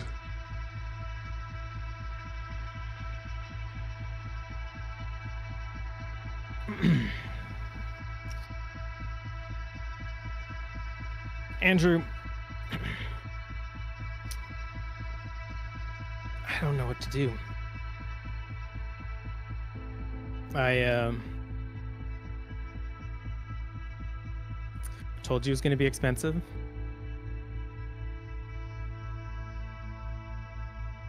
Yeah. You guys wanted that 2-bedroom.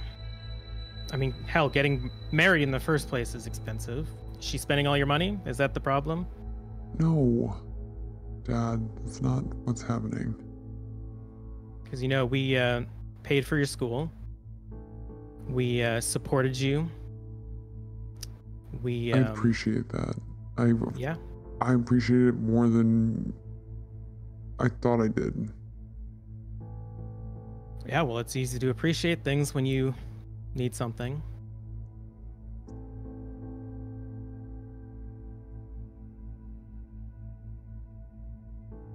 I just don't know what to do with you, son.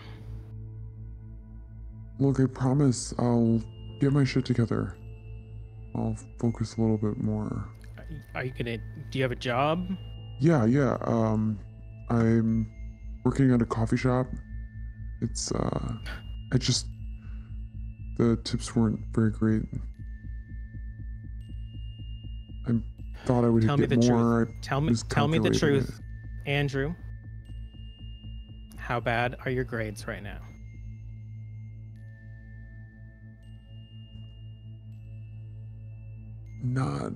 Not great.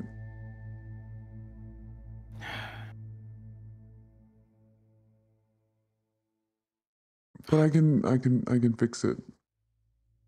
You're Maybe. gonna fix it. Yeah. I'm There's no other option, son. I just don't know what to do. I mean, you can't play hockey anymore if it's distracting you this much. What? No, I have to. Dad, I have to play hockey. Well, you're not. I said that it was fine. Your mother was fine with it as long as it didn't affect your grades. And clearly it's affecting your grades, and clearly you can't pay your rent. Like, we might have bought too much stuff when we were decorating the house. We were getting excited about it, and I just wasn't thinking. I mean, you're damn right you weren't thinking. Like, you're an adult now. You can't keep calling your parents and ask for bailouts. I know.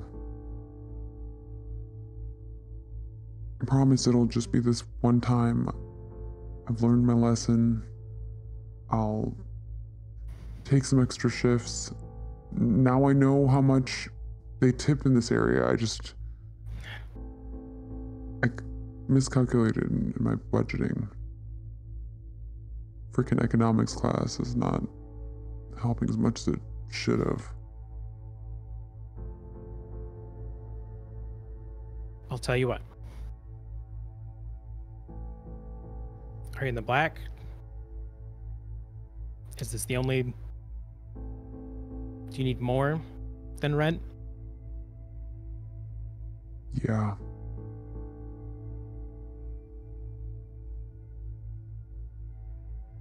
All right. Move some stuff around. Your mom doesn't have to go on her trip.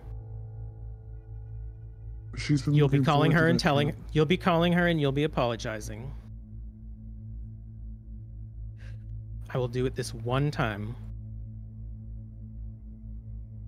But if I find out that hockey or your apartment or this wedding are preventing you from learning and setting yourself up, then the money train stops. Then you're on your own. All right. Do you need anything else? No. Thank you. All right. It's good hearing from you. Maybe call when you don't need something next time. Yeah. Sorry again. And he hangs up. Good news is he will wire you some money. The bad news, in addition to that phone call, is that it will be late.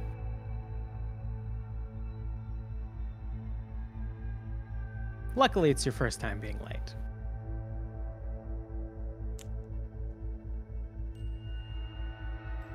Andy will come up with an excuse for that, why it's late. I won't make you roll. That's too Okay. harsh. Unless you want I'm me better to. at fast talking. I don't want to jinx it though. Yeah. Yeah. Let's stay away from that. Oh man, I'm so stressed Ooh. out. That wasn't even me. It's one of the Hey, most Nate, horrifying scenes that's happened in this whole series. You wanted the spoops. Hey Nate, how's it going? How are you? Nate's having a rough time of it. Yeah. You famously have introduction to gender relations and sociology. So I've broken it down to anthropology and psychology.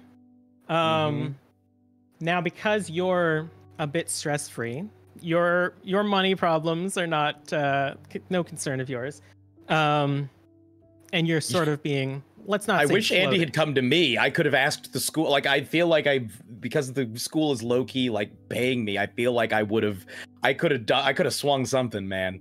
Oh, this is rough. Go ahead and give me an anthropology roll, but I will let you add a bonus dice to it because you have a bit more free time. As we see when we roll, there is a bonus/penalty button at the bottom, so you can roll and then press that button and add a bonus if it's even possible. It's a D10, I will warn you. So if it's worse than that, like, Yeah, maybe let sleeping dogs lie. my anthropology is a 1. So here we go. That's why I gave you the bonus. Thank you. Let's see. That is a Ooh. 22 versus 1. I mean, you can roll the bonus and then maybe apply some luck. Yeah, okay. Here's the bonus. 6. So that is 22 minus 6. That's going to be 16. 16? 16 to 1? So you would have to spend 15, or you can push it. Let's go Oh ahead yeah, and push is there this supposed to be one. some other kind of negative thing You that want- happens to push something? I don't know. 22 is pretty low. That whole Yeah. scene that happened was what happens when you Okay, fail okay. a push. I didn't know if like I get a negative to don't- something. So Nate's already having a rough Does enough Nate time want a here. scene like that? Is the question? No, he doesn't. Nate Yeah, is yeah, going you to. do. I have so it's 16. I'd have to spend 15. How much luck do we regain in between sessions? How do we? You don't. You don't? No. no. 1d10 per session. I thought it was 1d10. Yeah, Oh, maybe, I pinned yes. it. Okay. Yeah, we Yeah. pinned it from the I'm last willing to. conversation. You know what? Let's That was go me for being. it. That was me I being need mean. this. I need. I didn't read all the this. book. All right. I'm going so to you're gonna push it. I'm spend- going to spend 15 luck to get it down to a 1. That's Perfect. half my. Whoops! I did not mean to roll that, but that is half my remaining luck. Nearly. You. I mean, it's starting to click. You have a test. You think you did terribly, but it was a solid C. Good accomplishment. You're starting to pick it up. I will remind all of you, you can click the nodes for all the ones that you succeed. So good job, Nate. You get to click anthropology for improvement later. Now give me a Yes. psychology. I gotta do that for all of my school ones. Okay, let me put that for anthropology real quick. Okay, here's psychology. We've had one success that we had to push. Let me just make sure. Let me make a note of this real quick, so I know that I subtracted 15. Okay, cool. So I changed it on my sheet too, but just in case. All right, here's psychology. Here we go. Here we go, baby. All right, 89 versus 10. That's not great. And if I push it, I wouldn't be able to spend any luck. Do you want to push it for your introduction to gender relations?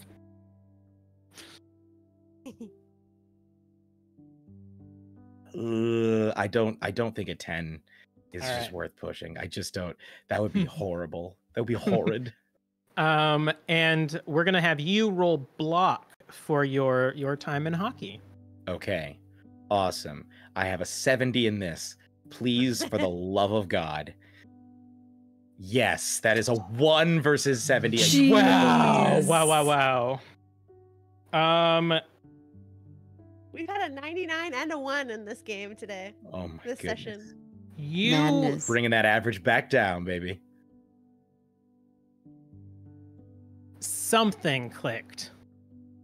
Like, whether it was that cathartic moment alone or a need to show up chase, Nate is showing up. And I don't think there's a way to describe how successful you've been at hockey for the last couple of weeks. Flawless is a good word for it. Maybe Which Chase also- is sitting on the sideline for a while. That might, I mean, I don't want to put words in anyone's mouth, but that might also explain why, like, Andy hasn't come to Nate, because it might throw off his perfect games lately. Yeah. Can I say that Nate is like channeling all of that inner turmoil and like angst and like, what do I do? There's a lot of internal clammy hands, I think, for Nate right now. And I think he is pouring all of that into the hockey. And just every block is like him knocking Chase down. Every or him. He's on your team. Well, yeah, but it's him imagining like himself Yeah. knocking Oh, I Chase gotcha, down, I gotcha. or like lifting Ben out of this depression that Ben is in, or in some cases it's like a very rough, aggressive handhold with Andy. That's as far as he's letting it get internally right now. But just like the most aggressive yet weirdly romantic predator handshake you could imagine. Yeah. Wow. Impressive. Good job. Hey, Laura. Save the best for last. No. You take music theory and business. So I've broken it down into accounting, history, and computer use. Oh no. Okay. Oh. Okay. So give me a accounting first. Okay, I'm not great at this. 68 versus 5, failure. Yikes. Do you wanna push it? I would like to push it. All right. Describe to me how you put in the work for your business class. I think just seeing the grades start like they post it and then you start seeing like, oh no, I'm really doing poorly in this class. So she's staying up late, going to the library, probably picked up a tutor. I imagine like, you know, how they have like the math rooms where you can go talk to people. She's gone there. She's really trying to learn accounting. It seems to be worth the effort. So I really hope this push works, but it's a 54 versus 5, so it's a little better. It's not a fumble, so that's good. Yeah.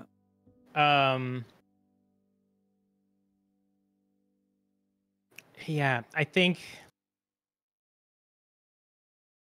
Well, let's see how the other ones go first, and then we'll Okay. figure out what's happening. Go ahead and give me a history. A history. Okay. I have a little bit more in this. Extreme success, 70 versus 35. All right. Yeah. So Oh, 7. Sorry. 7 versus 7 That's versus a big 35. difference. I think it's just like hyper focus then. I think you get so into like the history of music, like the theory and everything that like some days you forget that you're in business as well. You are failing business now. I was gonna say, yeah. There's a couple assignments that they've asked you to hand in, and then you just realize, ooh. But music theory is going good. Okay. Very well, in fact. And a computer use, please. Oh, it makes me nervous every time. Yeah. This is the Oh, horror. God. School. It's a failure, 95 versus 50. You could push This that. one makes sense to push compared Push to it. the other one. I'd like to push my roll. Go ahead. Yeah, when you pushed the 5, I was like, she crazy. I realize I'm letting my computer use slip, so I get back on my computer. I'm trying to take, I'm assuming, doesn't Word come out? Like certain like Microsoft Yeah. programs are coming out. I'm trying to Is teach myself Clippy? Excel. Good. Is Clippy, or I don't know if Clippy was around yet, but No. There are a ask- surprising number of programs out in 94. I'd probably go to the very small computer lab and try to like talk to some people in the lab about tips and tricks about computer use and hope I'm getting more proficient in it. George, you need a teacher. Teach me, George. Teach her the Oh, way. 89 no. versus 50. No, you shouldn't have got advice from a cat. That was my first mistake. Oh no. Okay.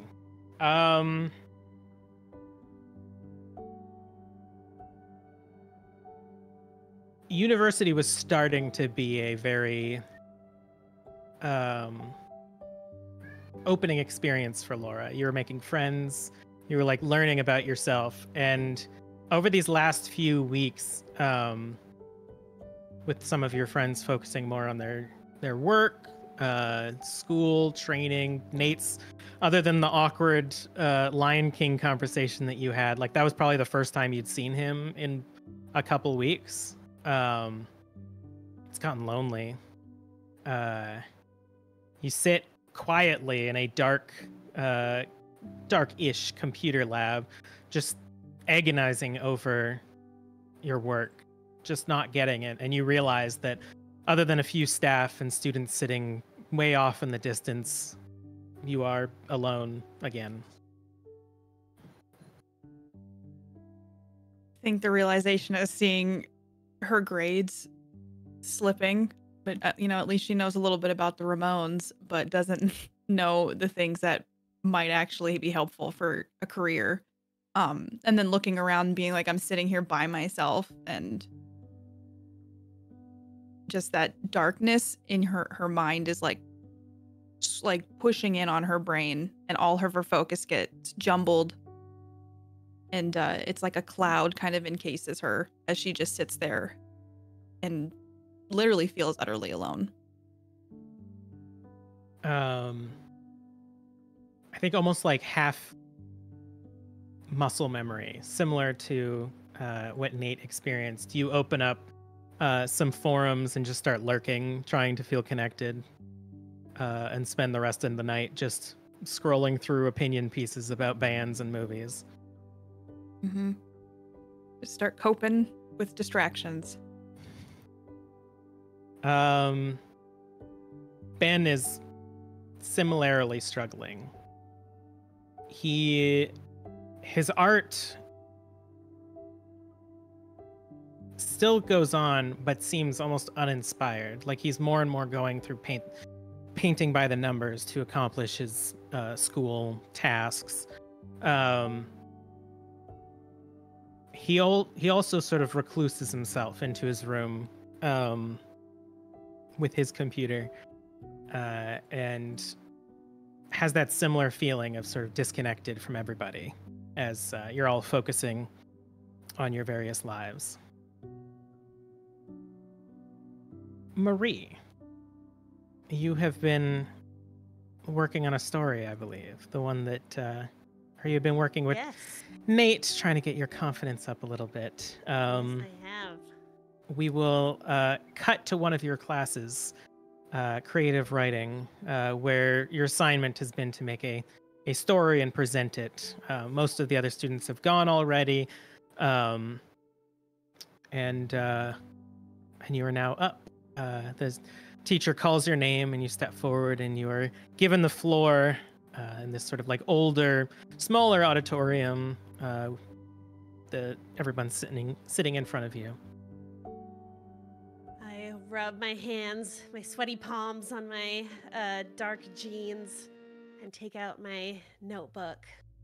And I just want to say that I wrote this story before this episode. Yeah, that's all I'll say. On the table. In the heart of a dense forest stood a solitary cabin, its time-worn wooden walls echoing with secrets of the past. Within its confines dwelled a reclusive woman, a writer in desperate need of solitude to complete her novel. The forest winds whispered with secrets, and the rustling leaves beyond her window seemed to speak in tongues to her.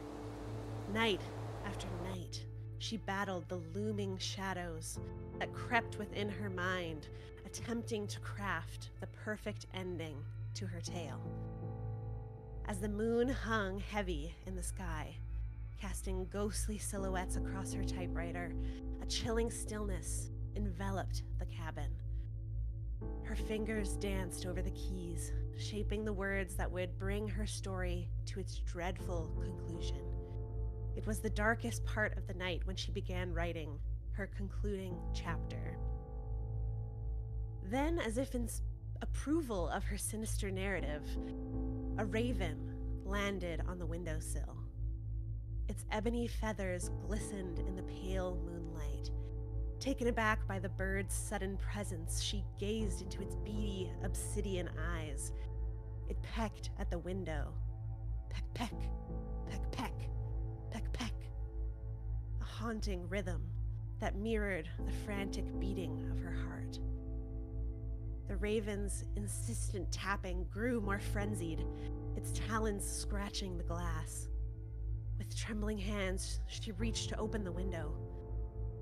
It fluttered inside, perching atop her desk. In that moment, the raven's beak dipped, and with surgical precision, it pecked at the author's chest. The pain was excruciating, and she gasped in terror, her heart now exposed, pulsing in the moonlight, its beat quickening. Peck, peck, peck, peck, peck, peck, as if it had become the heart of her chilling tale. With one final malevolent claw, the raven tore the author's heart from her chest, leaving her lifeless body slumped over her manuscript, her novel's ending cut short and eclipsed by the gruesome climax of her own tale. The forest, forever concealing its ancient horrors, devoured those secrets that lingered within the cabin, while the raven, now the keeper of her narrative, soared off alone into the night.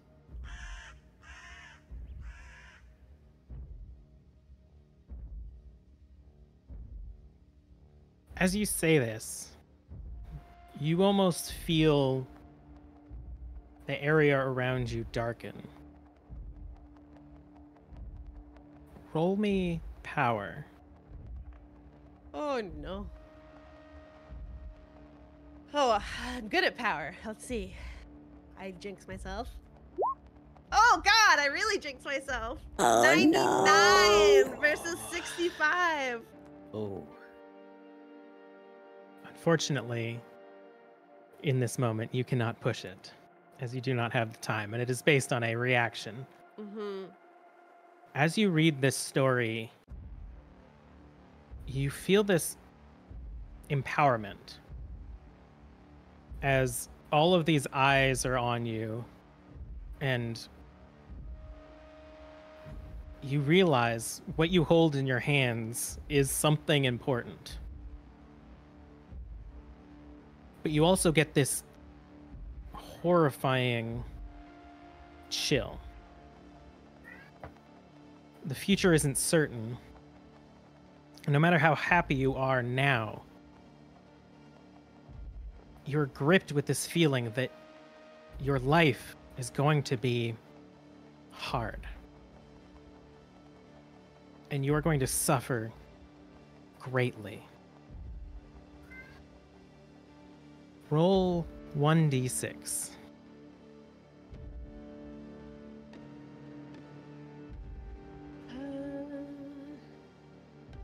Hold on, I have to get a digital dice roller.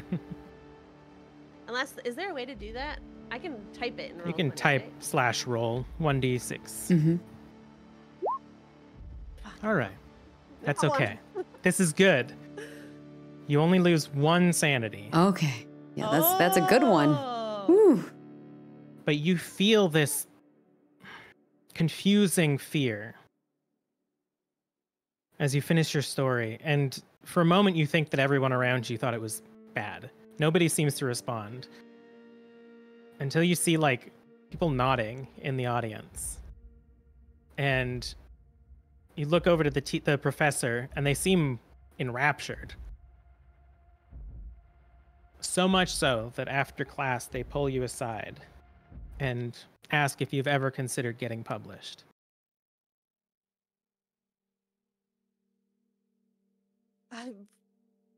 I've always wanted to, but I'm not ready. I would beg to differ.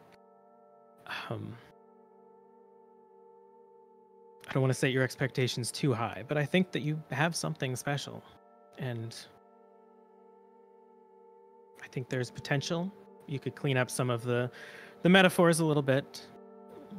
But I think you have something here that you could get a short story published. Okay. This one? Yeah, I mean, if you have others of this quality, but I know I have a colleague who can set you up with a meeting. Do you have a title? Amazing. I don't right now. All right, but- well, that can come later, but I'll be in touch. Okay. I see some good things in you. Thank you so much. I don't know what to say. I mean, say it in the writing.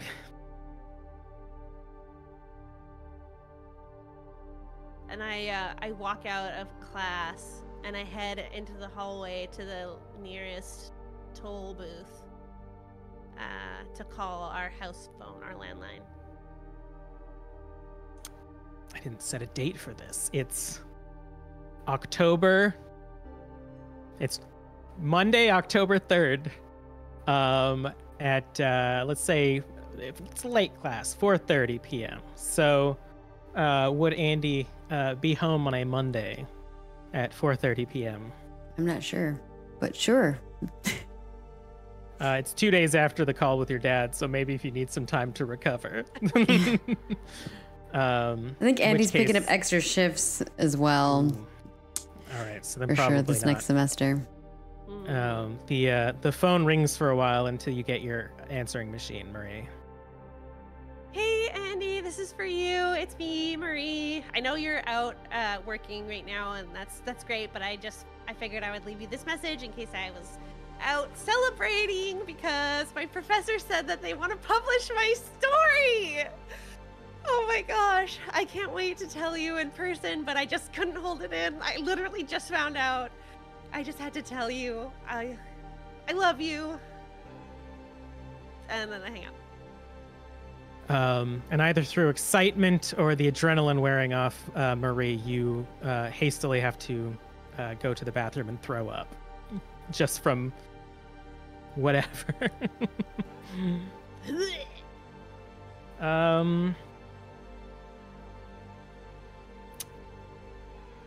Literally, Nate and Marie, you're doing well. Good job. Laura and Andy, I would like you to talk with the counselor or something. I think that your grades could really use some improvement. Yeah.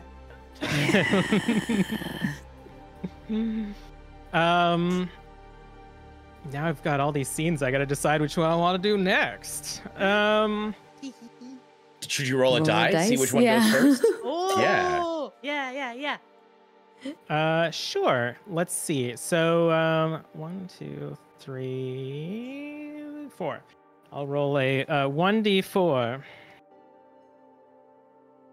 That's not how you spell roll. You can also just put R. You just do space Mhm.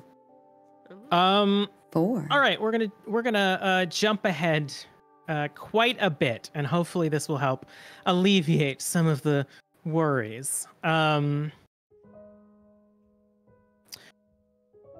You guys want to have a Halloween party? Ooh. Let's end off with a Halloween party. So, the date is Saturday, the 29th, October the 29th, 1994. The time is 6 p.m. It has been a rough month. Some of you more so than others. But hockey's been going well. You're in part of the season where you're actually doing competitive matches. And Nate, you've been shining, really leading this team. Chase is staying out of your way. There's been a few times that Andy's been benched lately. But Nate, Hey, you're I shining. did good at the hockey. That's true. Only a little bit. Only a little benched as a treat. And once again, Laura, this is probably like the first time in a while that your friends have all gathered for a chip cult meeting. And Benjamin is available on this day as well to make it official. So first off, Andy and Marie, what does your apartment look like on this, the most festive of days? Ooh. Oh. How did you decorate? Yeah. This is Marie's job. Yeah. I went very similar to the last party we had, where it's important to me that I want to make it look special in terms of it's very festive. So, cardboard cutouts and like construction paper. What are those called? The like garlands everywhere of like little bats and pumpkins side by side. It's all very like handcrafted since we're a little tight on money right now. She's got tea lights lit everywhere, which is probably against their lease. But the glow just like warms up the room. And of course, there are many empty bowls and maybe one cauldron. A plastic cauldron, waiting for chips and candy to fill them. And what are you two dressed as? Well, I am dressed as a Dilophosaurus, which is a dinosaur that it's kind of similar to a bearded dragon in that it puffs up its like sides and then it spits out poisonous terrible goo at people. It's in Jurassic Park. Kills Newman. Yeah. And Andy while Marie is decorating, Andy is trying to create a concoction of a sauce that is going to rival Nate's.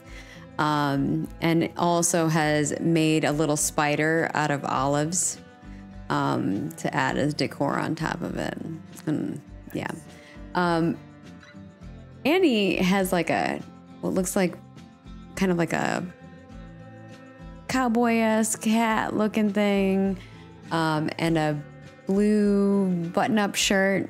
Looks kind of like a normal person, but when you stand Andy next to Marie, you realize that he is playing a character. I believe is Alan Grant from Jurassic Park. Nice. You gotta have the glasses that you can take off and go, huh. Yeah. I already wear glasses. All right, so at 6 p.m., who would be showing up first between Nate and Laura? Or is it Ben? I feel like Nate might show up a little bit later because he's got a lot of... I think he's got like team stuff that he's probably doing before coming here. Not like a team party, but like a little team get-together, something like that. And he's like, I gotta be there for this. And then he's heading over. All right. What about you, Laura? Would perchance Laura and Ben arrive together? You could coordinate that. Because we live in a similar dorm, and maybe we walk over together. So sure, I'll say that it's probably like. Again, I feel like neither of you have really seen each other in a while, so it's probably like a good time to coordinate. So you two can take the bus to Andy and Marie's place. Ben is dressed like a zombie. He's got like kind of tattered clothes that he's put like fake blood on, and he has like green makeup. He came as like an old school sort of B-movie zombie, and he's got like fake cuts that he's tried to do with like makeup and stuff on. What are you dressed as? Laura has watched a lot of scary movies, I like to think, with Marie over the last bit. So I think that they watched Alien at some point. So she found at a thrift store a jumpsuit and probably at a costume store, a really bad curly wig, and dressed up as Ellen Ripley from the Alien movie. Nice. I think the first part of the ride is very much like reconnecting, like, oh, how's school, how's things, etc. And about halfway through, you kind of see Ben like settle a bit.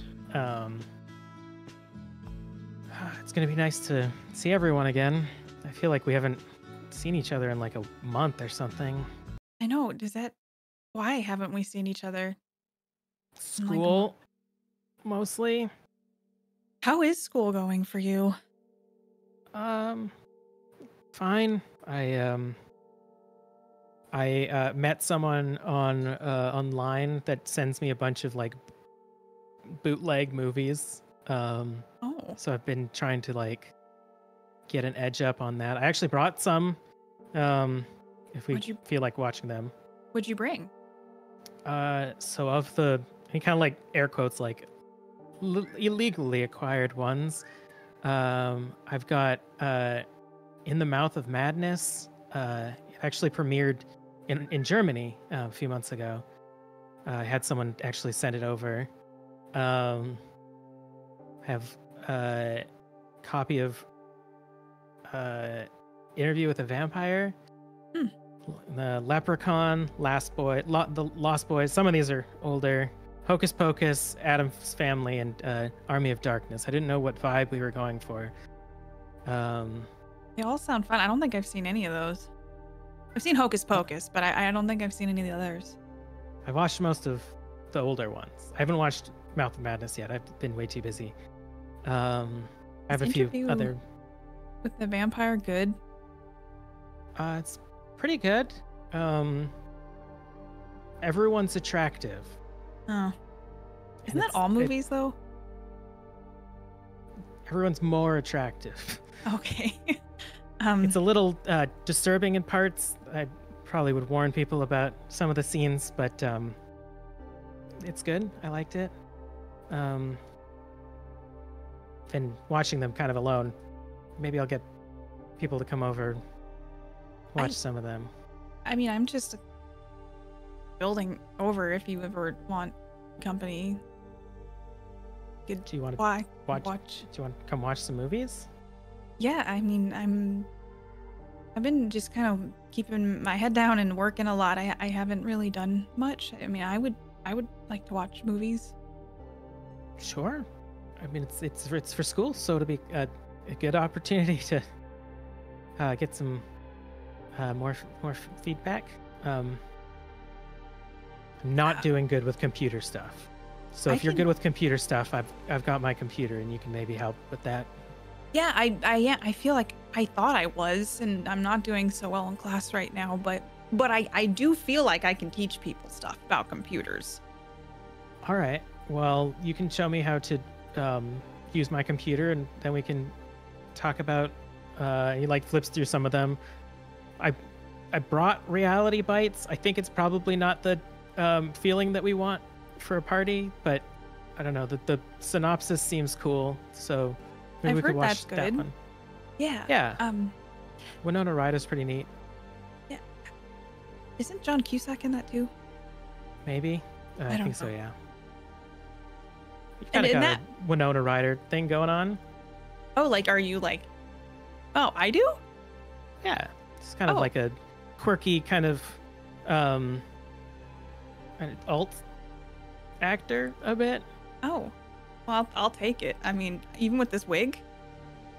Yeah, it's more Ripley at that point. Yeah, but thank you. Have you been doing okay?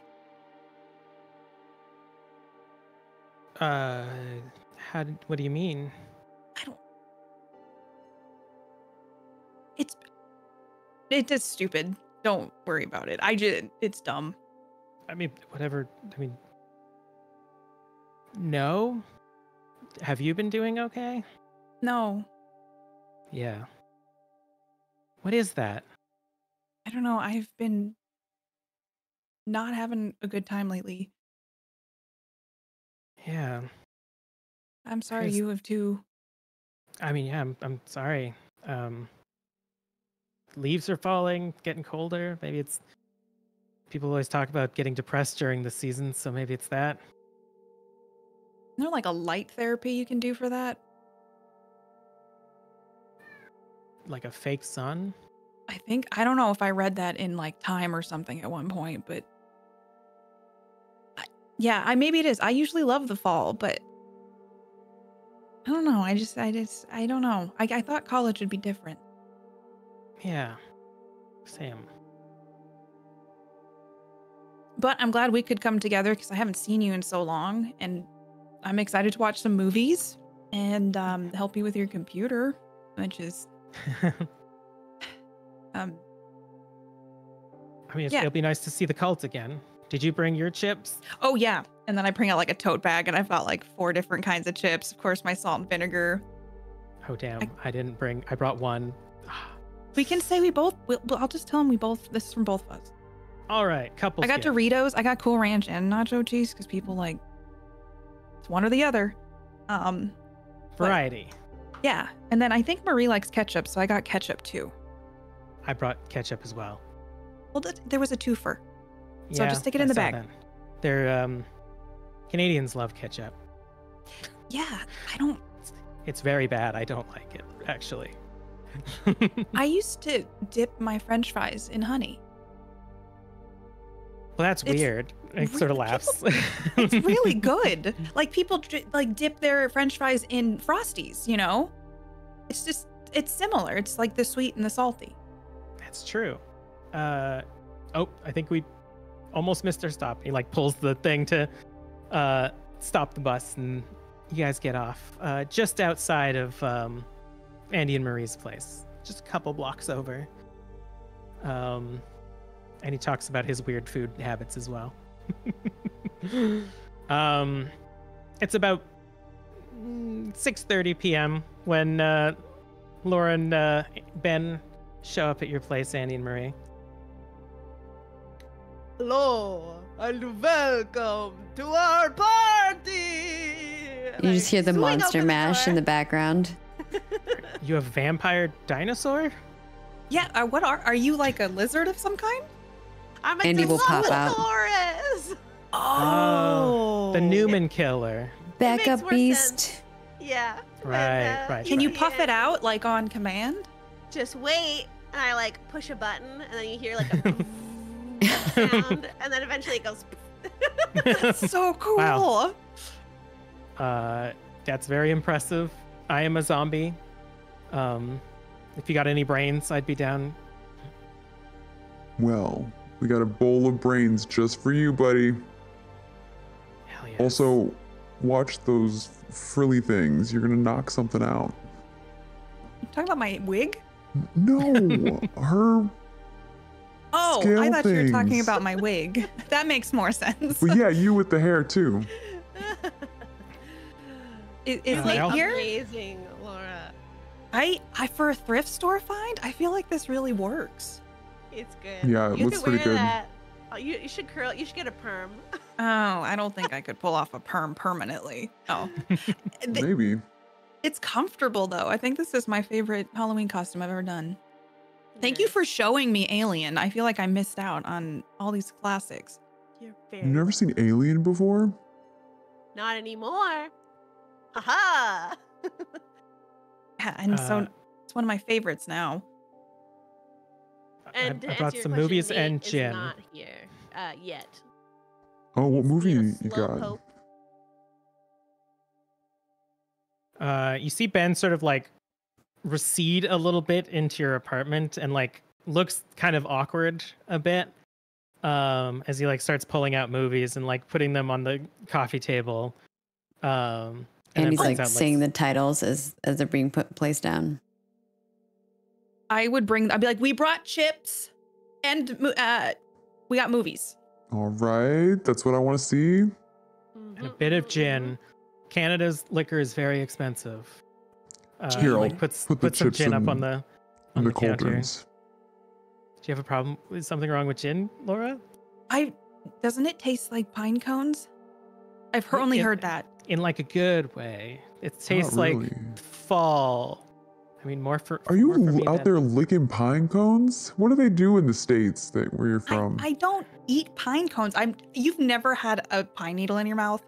No. Then you're not a squirrel. Anyways, try it and see if you like it.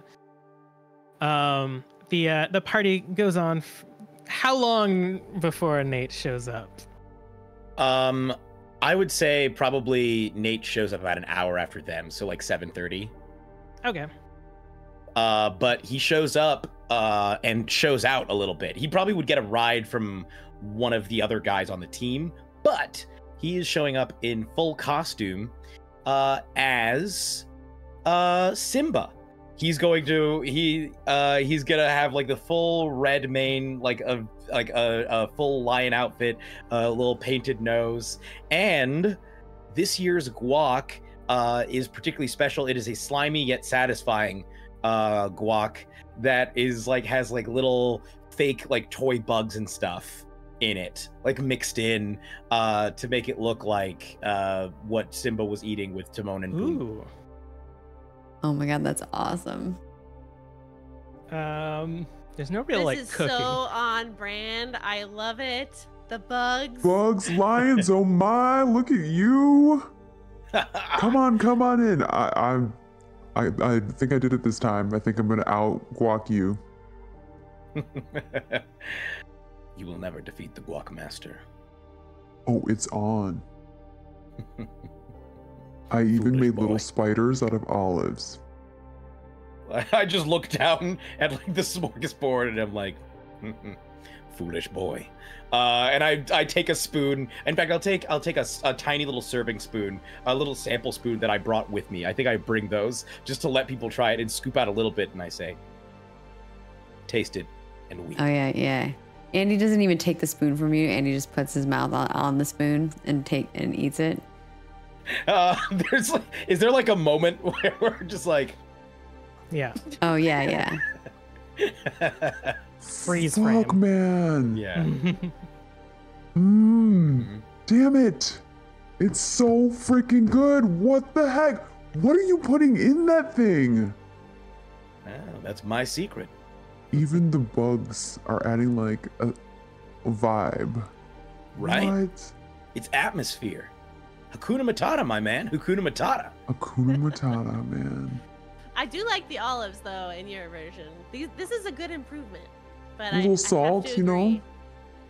Yeah. I'll take another serving spoon and try a little bit, or a little sample spoon and try a little bit. And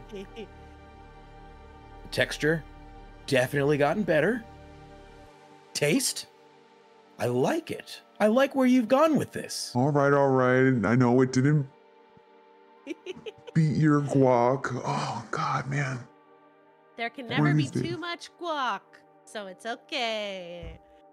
All right, which of these bad boys are we watching first? Or are we doing something else? I didn't really plan activities. I just wanted us to have a good time. I made the environment. I feel like Do for something the last hour or so, maybe like half hour or so, like Ben has sort of been a little bit like nursing his drink, sitting alone, probably like trying to get Laura to like pick the cassettes for what music to listen to while everyone is chatting. I think. And oh, good. Well, I just think like Laura would do a double take of the Simba costume, just for Nate really loves the Lion King. But I would help Ben pick out cassette for music. Nice. And upon hearing the mention of a movie, it would be like, all right, well, great costume, Nate. I got a few movies. I don't know what we're feeling. Are we feeling more like fun, like family horror movie, slasher, gory, hot vampires? All or of the above. Psychological? I'm in. I'm in too. Yeah. All of That the narrows above. it down very little. All right, Marie wanna and be Laura, s- it's down to you. I want to be scared. Like it's Halloween weekend. I want to be scared. All right. Boom. Well, I just hold up a finger and I rush off to the bathroom. And then, like 5 seconds later, you hear Marie upchucking in there. How much gin did Marie have? like looks over. The gin bottle's like a little bit empty. Like just a little bit has been And taken. Andy just smiles and winks at you, Laura, and then walks away to get more guac. Do I pick up anything besides that? You're just like, like, or is it just that you're winking at me? I mean, you take it whichever way you want. I'd be like, okay, I guess a lot of gin then. They must have been hiding Nate's gin. just nodding solemnly. I mean, if you want to be scared, I hear the Mouth of Madness is really horrifying. All right, let's do it. Yeah, let's do that Also- one. It's also got Sam Neill in it, Andy. Perfect. He's the guy that I'm you in trust it. as. So yeah, Yeah. like we gotta watch Okay. it for show. All right. Sorry about that. Before we watch, I did get some fancy apple cider and some green food coloring so that we can have creepy beverages. Perfect. Nice. Yeah, I'm gonna start pouring myself a drink and getting in position. Cool.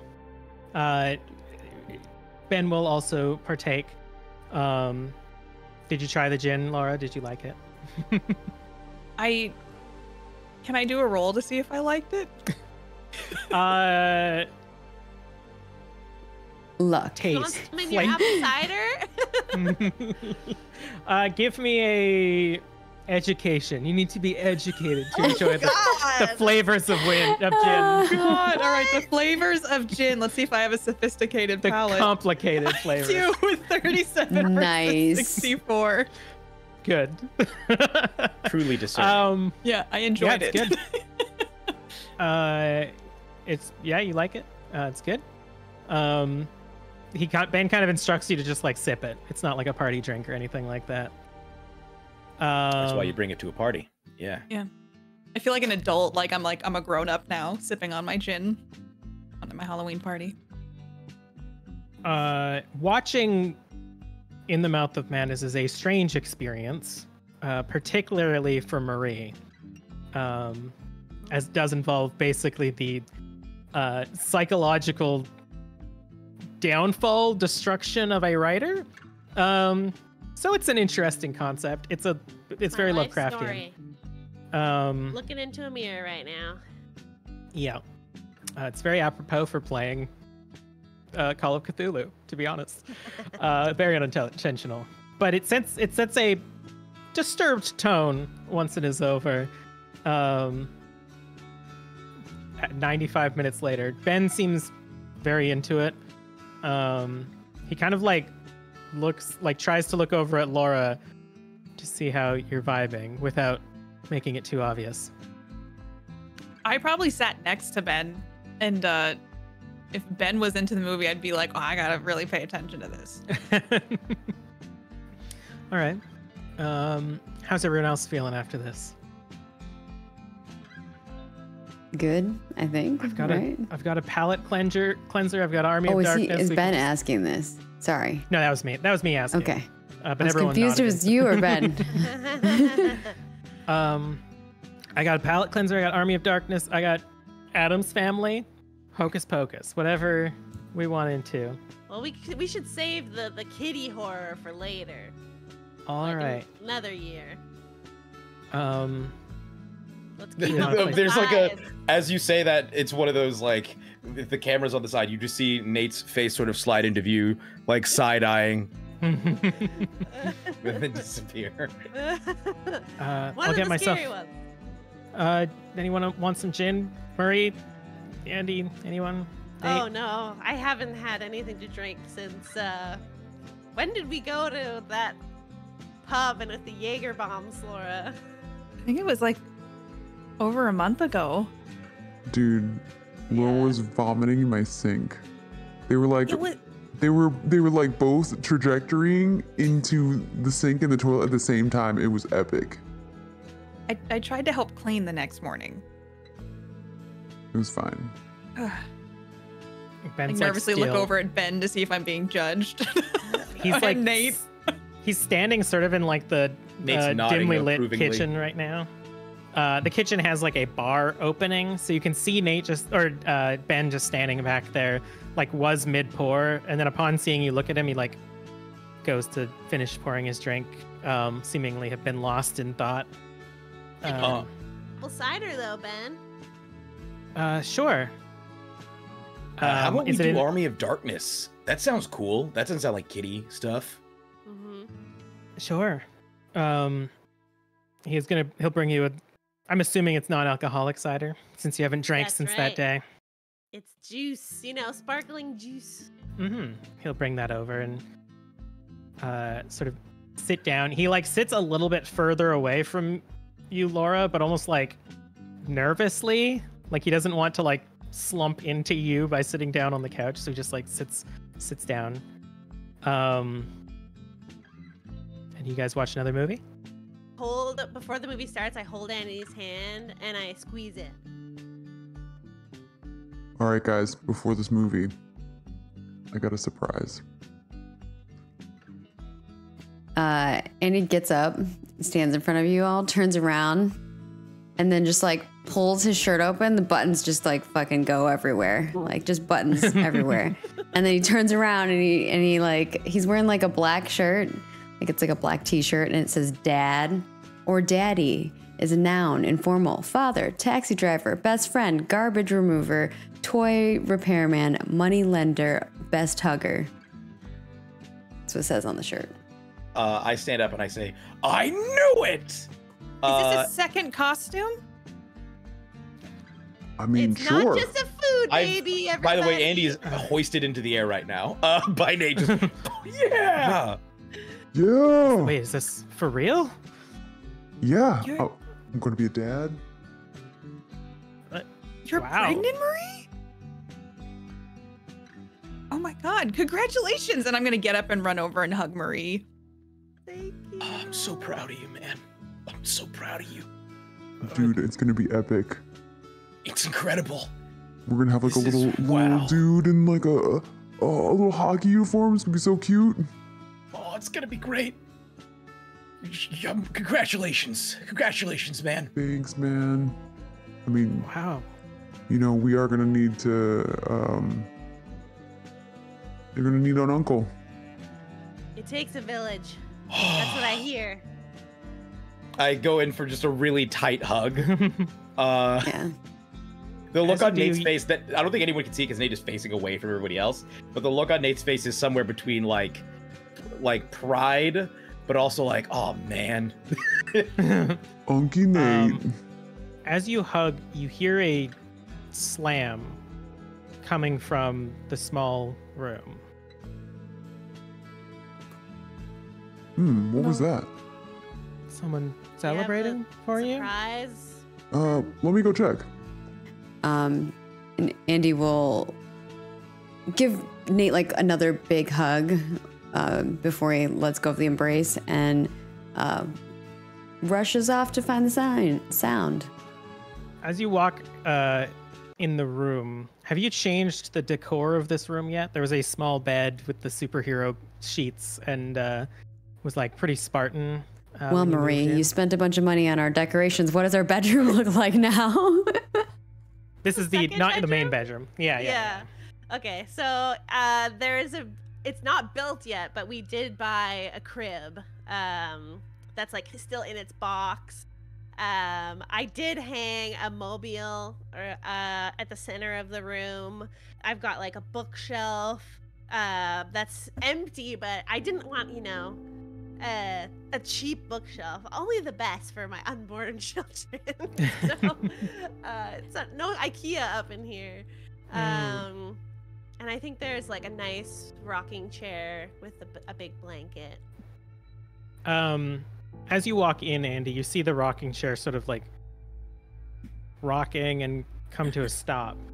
And you notice a what almost looks like a board, like a small wooden board had like slid and hit into it, just lying on the ground. Yeah. And he looks at the chair and a little creeped out that it's moving, but like goes over to the board and kind of like hits it, like to try and make it stop making noise, because that's how I solve problems. I hit them. You kind of like smack it, and it's a board on the floor, so you kind of like hit it and it rattles a little bit, and there's like designs on the back of it, sort of like moons and stuff, and you can Picks it up see and like looks at it. it's a Ouija board made of wood and sort of like indented, carved a little bit in places. He smiles and then he like looks around because like he knows, he doesn't know what it's called, which it's a planchette. He's looking for the planchette, but he does not know what that thing is called. He thinks it's like an eyeglassy thingy, and he's looking around for it because he's like, well, if there's a board, there's got to be the little eye thingy.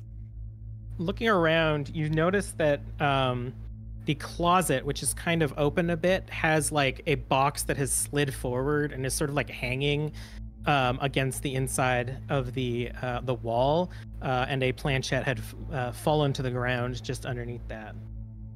He goes over and grabs it and pushes the box back up. Doesn't even look at the box, just pushes it back up and is like, it's fine. And comes back and says, Look what I got. he's holding like the Another planchette kid? in one hand and then the other thing. Oh, that's I mean, not- maybe this thing will tell us if we're gonna have two. Twins? I couldn't. Oh God. What if we have twins? My uterus. My vagina. Oh. You'll be fine. Look, I mean, we can ask it a question. We could see. Yes. Definitely. I've always heard you shouldn't mess with those things.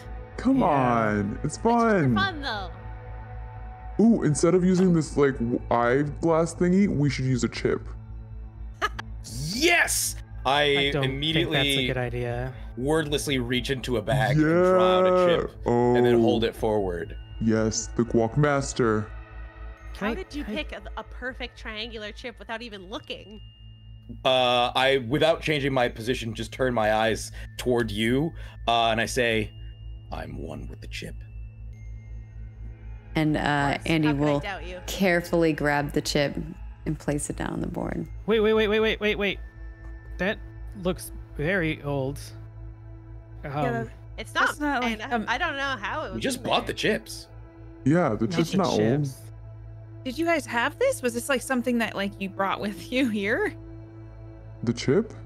No, well not the chip, the Oh, the board. Like do you all like do No, Ouija it fell board out of a weekly? box. Well, I don't know, maybe was it your box? It wasn't my box, I didn't No. have it. Maybe one of our parents' things got into one of our boxes. There was Your also parents- stuff here before. Like it came slightly furnished. So it's a. Did the person die I don't think so. Why did they have to die? They just moved. Yeah. and left everything? We could ask the Ouija board. Yeah, we should ask. Yeah. Listen, my mom has an antique store, and even she doesn't Let's mess find with this out. sort of stuff.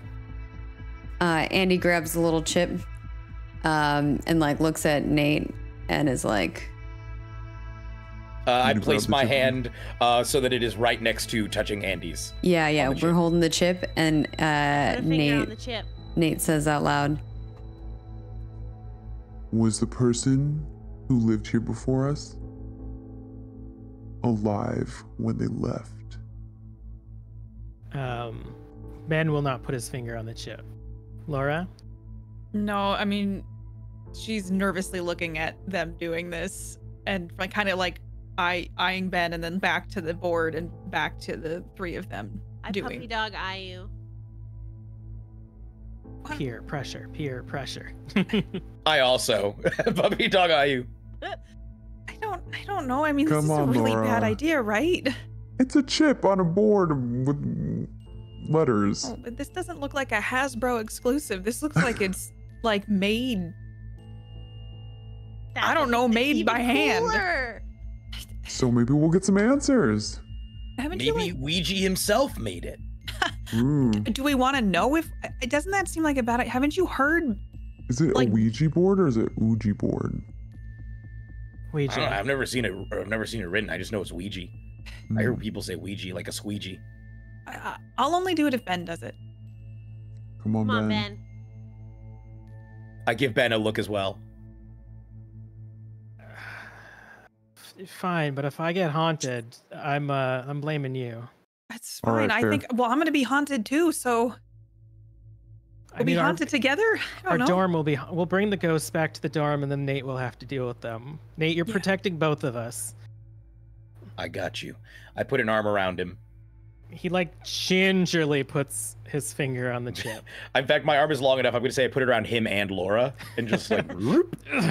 And Pull them I'll in. put I'll put my finger next to Ben's and like probably touch Ben's finger because I am so nervous to do this. Remind me what the question was. All right, everybody. Now that we got everybody, I'm gonna ask it again. Was the person who lived here before us alive when they left? Each of you give me a dexterity roll. Oh yeah. Ooh.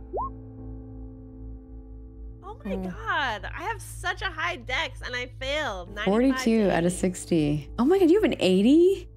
It's my highest stat.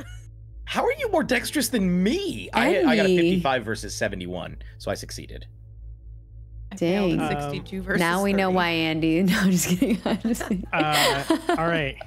Nate and Andy, what do you want the answer to be? Subconsciously. Totally no. No, yeah, no. All right. All of you feel, you just kind of sit there for a bit, and there's that moment of like collective, like, oh, this is silly. And then the chip slowly starts to move to no, and stops, pointing right at the word. Oh snap! Who moved it? Well, Who that's pushed it? I didn't move it. It was moving on its own. Yeah, I think I didn't. read I mean, I'm just holding it just like you guys. It's a I think that chip. it's like a subconscious thing. Like people think they want an answer, and then their bodies just react to it. So you're saying It's we fine. all We're not- want someone to have died here? Well, now we gotta or to we be gotta figure out more why, spooky. right?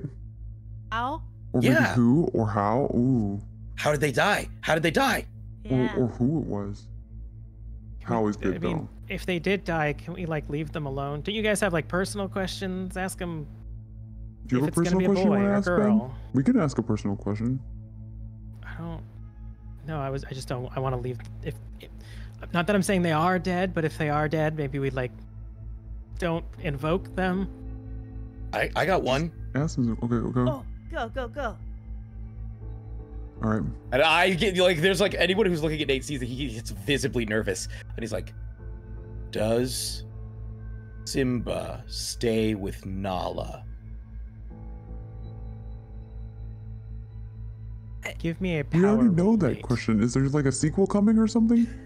I thought you Uh, finished that paper. Here's the Paper? power roll. Are you doing a paper on the Lion King? That is wait, that is a 58 versus 40. Should I push this? I'm close enough. I can't spend luck on it, but I'm willing to push it. Up to you. Is that something that I can will- happen? I will allow you to push it because in the game, in a Ouija game, you will wait a while for the answer. So you can, whatever feelings you put into this, you can go Okay. ahead and tell me and push it. That is a hard success. 10 versus 40. You all, oh, go ahead. What feelings are you putting into this? I am fully picturing an alternate version of Can You Feel the Love Tonight with two male lions running around doing the exact same choreography. Just like, yes.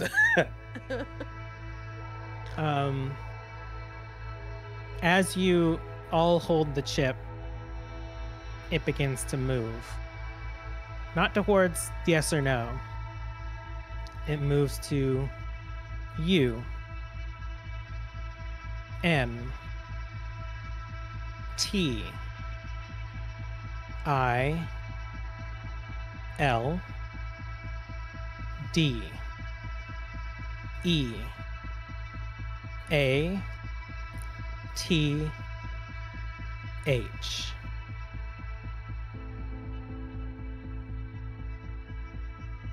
Oh shit. Wow. This is fucking weird. Good for I mean, Good you for already knew Simba the and answer Nala. though, right? well, you know, they didn't say happy ever after, you know, stuff happens. You really love the Lion King. Like, I mean, a lot, right? Like, you're Yeah, dressed as Simba. Like, you use Simba as a lot of metaphors. Like, are It's a good movie. It is a good movie. you that invested in Nala and Simba's like I relationship? mean, he asked the Ouija board. I know. I'm just messing around. Yeah, I'm just joking with y'all. While that conversation happens, I whisper to Andy, "Did you do that? No. I've like never seen that happen before. That's like See- words." Yeah, we should ask it another question. Did the Lions have a formal Christian wedding where they pledged to be together until death? They kind of do, right? On like the Pride Rock.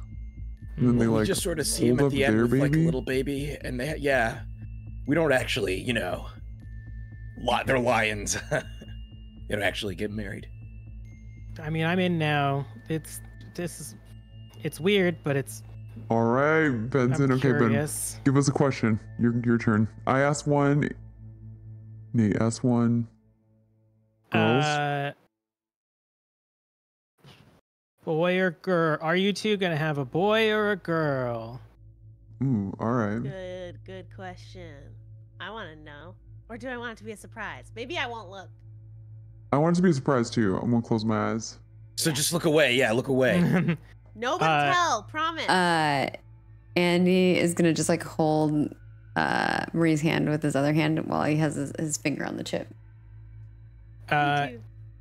As you wait, and like Ben sort of like looks between everyone, looking at Marie and Andy with their eyes away, and looks at you, Laura, kind of like quizzically.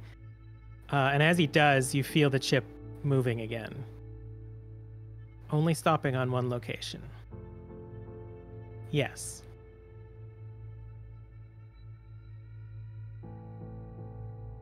I don't think we can tell you the secret. It doesn't seem to know. What do you mean? I think it's messing with us. Maybe it wants to keep it a surprise. There you go. Or maybe we're gonna have twins. Twins, yeah.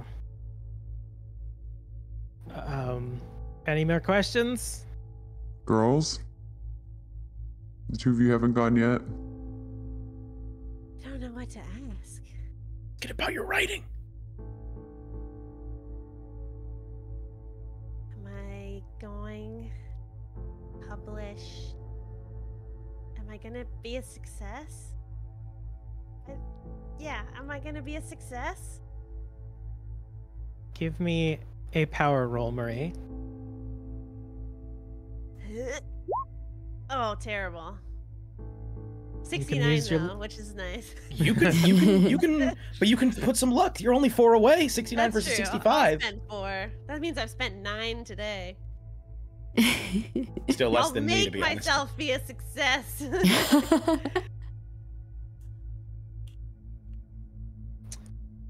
It takes a while. Slowly slides away and then back to yes. Okay. I guess that means See, you have nothing to Right. worry about. I already knew that though. take a little bit. But I'll get there eventually. Alright, Laura, your turn. Make it a good one. Come on.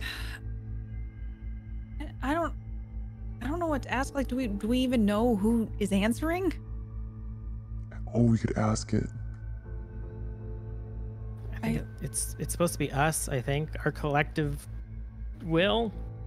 Okay. Nah, fuck that. It's Ouija. Ask it. All right, It's then the- how about this? I The don't ghost of Ouija. know. Are we going to be friends forever? Is the chip cult going to live on for eternity? Hell Give me a yeah. I power want our roll. kids to have their own little mini chip cult. Am I doing the power roll? Mm-hmm. An extreme success, 14 versus 75. The moment you say that, the chip snaps and cracks into multiple pieces on the board. Oh, Andy, you push too hard. Yeah, I probably. like shove you. I mean, it was a chip. And he's gonna. Yeah. And he's gonna It pick up moved the around chip a and lot. eat it.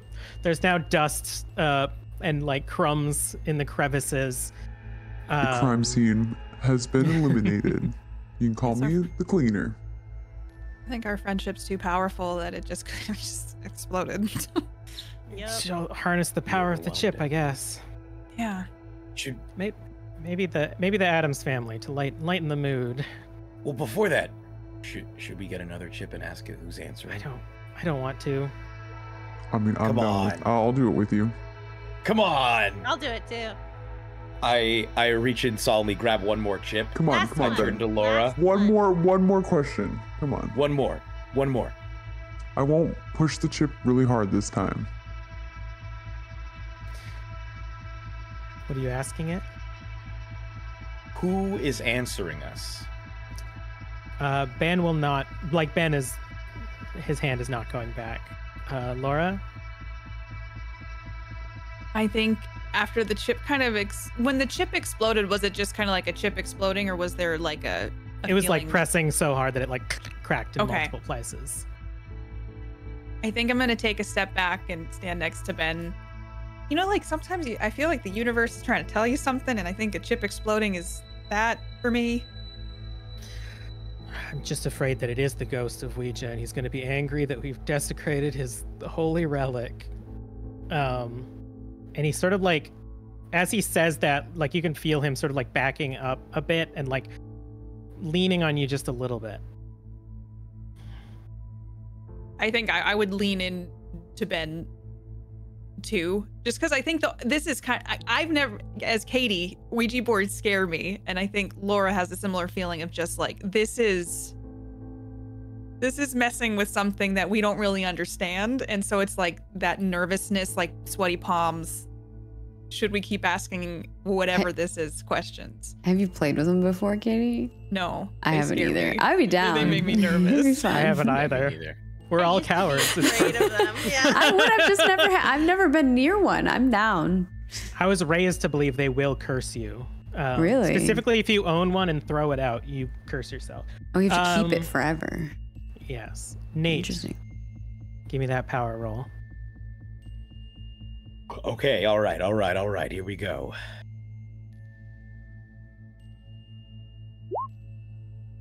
That is a 41 versus 40. Spending the last luck point. Okay, I was gonna say that's so close, bro.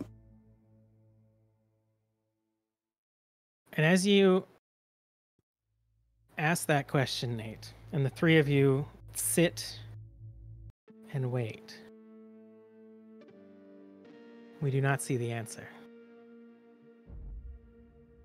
We instead cut to a small clinic room where Nate sits with a broken leg and a bowl of guacamole sitting between his knees on the bed, as Laura, much older, as well as Marie,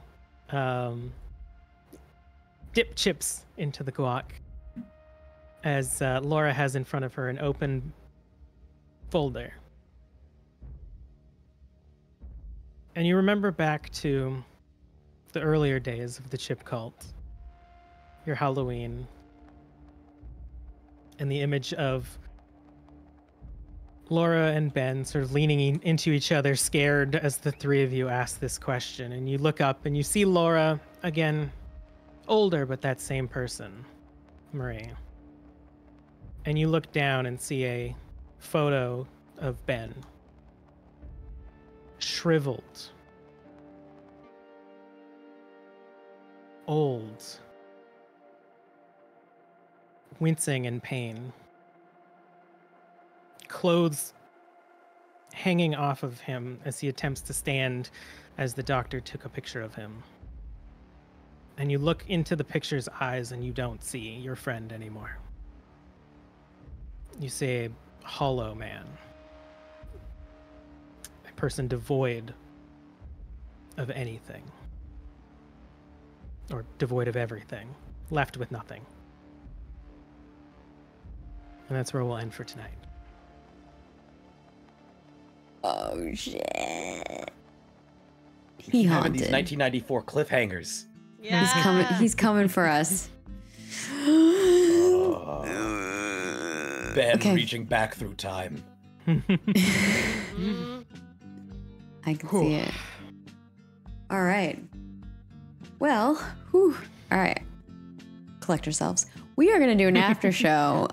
So I'm certain if you want to hear about that, we're going to have lots of things. We're going to have lots of thoughts. But before that, thank you all for coming and joining us and watching. We hope that you enjoyed the show. And if you did, there are a lot of ways to support us.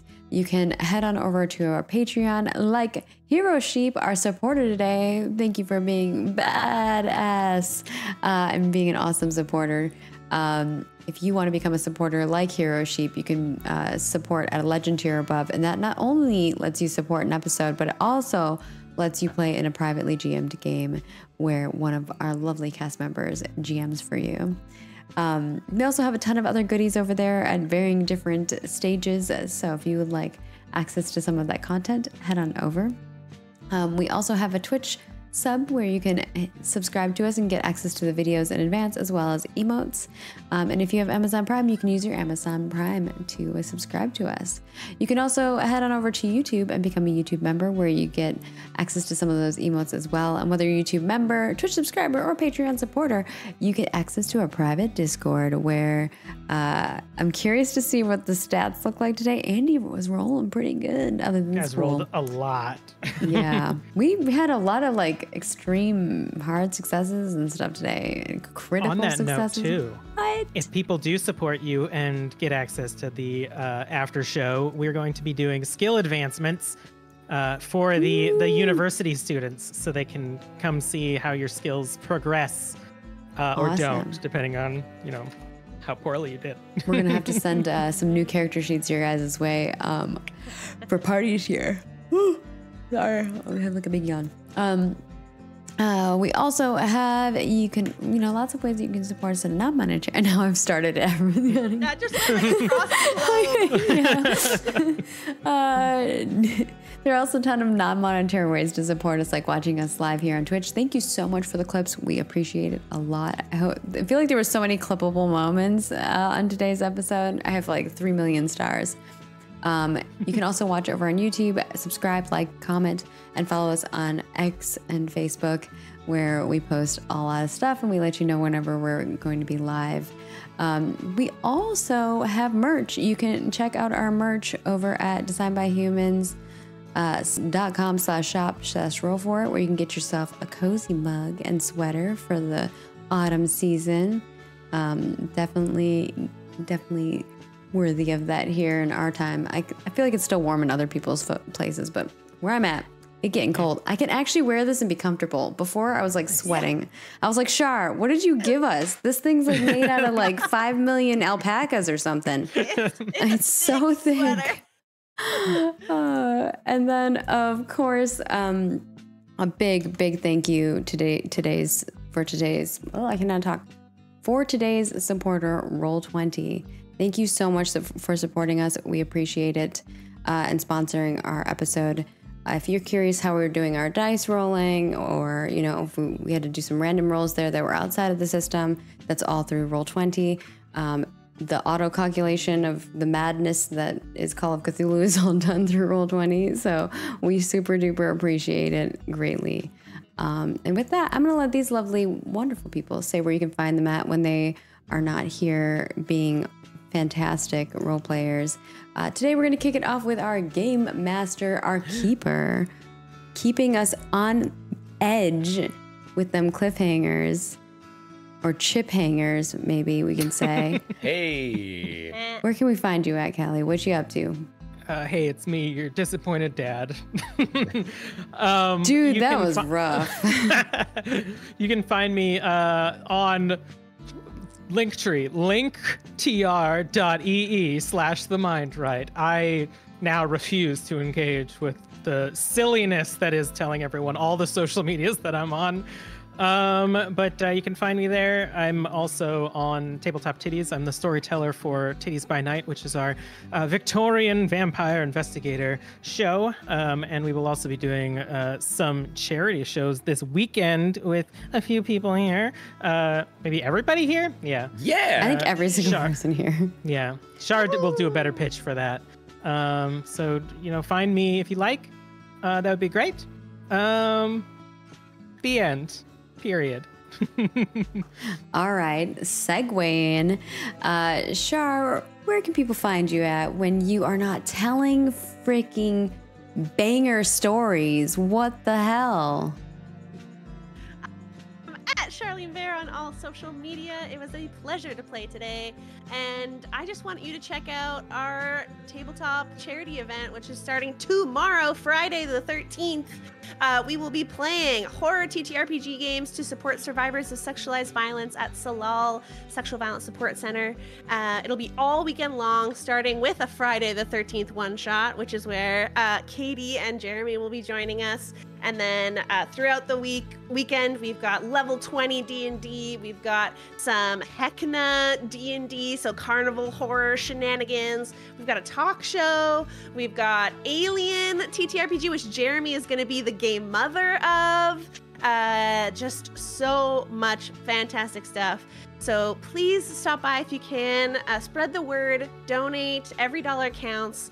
We're trying to raise enough money for a full day of their crisis line, which is $840 total. $35 funds an hour of that. If you have the means to donate, we'd really appreciate it. Fantastic. I'm excited. Next up, we've got Nate. where can people find you at, Jeremy, when you are not? Oh my gosh, you did so much stuff today. Just killing it at hockey, apparently. Coming in. I think the Simba stuff is just like wild. Like, what are you doing when you're not dressed up as Simba and throwing Simba analogies around? I'm on a number of different places. You can find me on my podcast, Three Black Halflings, TTRPG General Nerd podcast that I think 3 out of 4 people here have been on for a series called Big Trouble in Little Menus. Go check that out. It's really good. It's kids on bikes. It's a blast. But yeah, you can find us on Twitter and pretty much everywhere else at 3, that's the number 3 Black Halflings, and find the show itself wherever pods are cast. You can also find me streaming. I stream on Twitch, twitch.tv/casualquestlive, again with Shar and Kelly. We actually just started a new Baldur's Gate 3 stream this past week. It's a lot of fun. We're partying up co-op. So yeah, I stream Mondays, Tuesdays, Thursdays, and Sundays. And then also, I have a movie review podcast, sci-fi movie review podcast called The Quantum Reactor. So check us out, Quantum Reactor, wherever pods are cast. And then if you want to follow me personally, you can follow me at Jeremy Cobb1. That is Cobb with 2 B's, the number 1 on Twitter and Blue Sky, and then also on Instagram at The Cobbmeister. All right, and last but not least, we've got Laura Flowers, played by Katie. Where can people find you at when you... I feel like you were being flirted with and you were not... It's not obvious to you, maybe? That's what I was feeling. I felt the like. opposite. Yeah. Kind of leaning into it a little bit with Ben, but also a little oblivious. And giving mad advice to your homies. Where are you at? I'm Katie Peters Plays. You can find me on Twitch at Katie Peters Plays. All my links are over there to all the social medias, all in one location, as well as links to my podcast, Quantum Drive, which is an Orville podcast with my friend Rob. And also Katie Hasn't Seen That, where I watch movies I should have seen by now, but haven't, and then I watch them and I tell you what I think. I'm on Project Morana, obviously, but I'm also on an alien show that's on Fridays. I think the finale episode is airing this week, but binge it. It's the best for this time of year, for spooky season. So that's in the alien universe. It's been a great time. It's the Do Akrama Outlook over on The Wandering Inn. And I'm going to be on Tabletop Titties on Friday the 13th in a Friday the 13th themed one-shot. And I'm very excited, raising money for an amazing cause. So come check us out. And then I stream on Twitch, playing spooky games, Baldur's Gate 3, all that stuff. So come say hi. And that's me. Awesome. And of course, I am Margaret Crone. You can find me at Margaret Crone in all of the places. I'm doing a lot of things on the internets, and if you want to find those things, follow me and I will let you know. I will be doing a bunch of charity stuff this week, or not just this week, but like this month is going to be a wild month of tabletop stuff. I will be doing a level 20 campaign, which I'm really excited to play. I'm going to be playing a Circle of Dream Druid, which I've wanted to do for a really long time. And at level 20, it's so cool. And also I'm going to be DMing some witches and spellcraft for those of you who do enjoy that game system. And yeah, please come tune in. I'll let you know when I'm live on all those places on my socials. So follow me and I'll let you know. Or I probably already have. And I also make games and video games for a living. I'm currently working on a project called Ashes of Creation, which you can find at Ashes of Creation in all of the places. And with that, we are going to wrap things up and do an after show. And we will see you all next week for another episode of Project Morana. Bye-bye. Don't be careful with your chips. Bye-bye.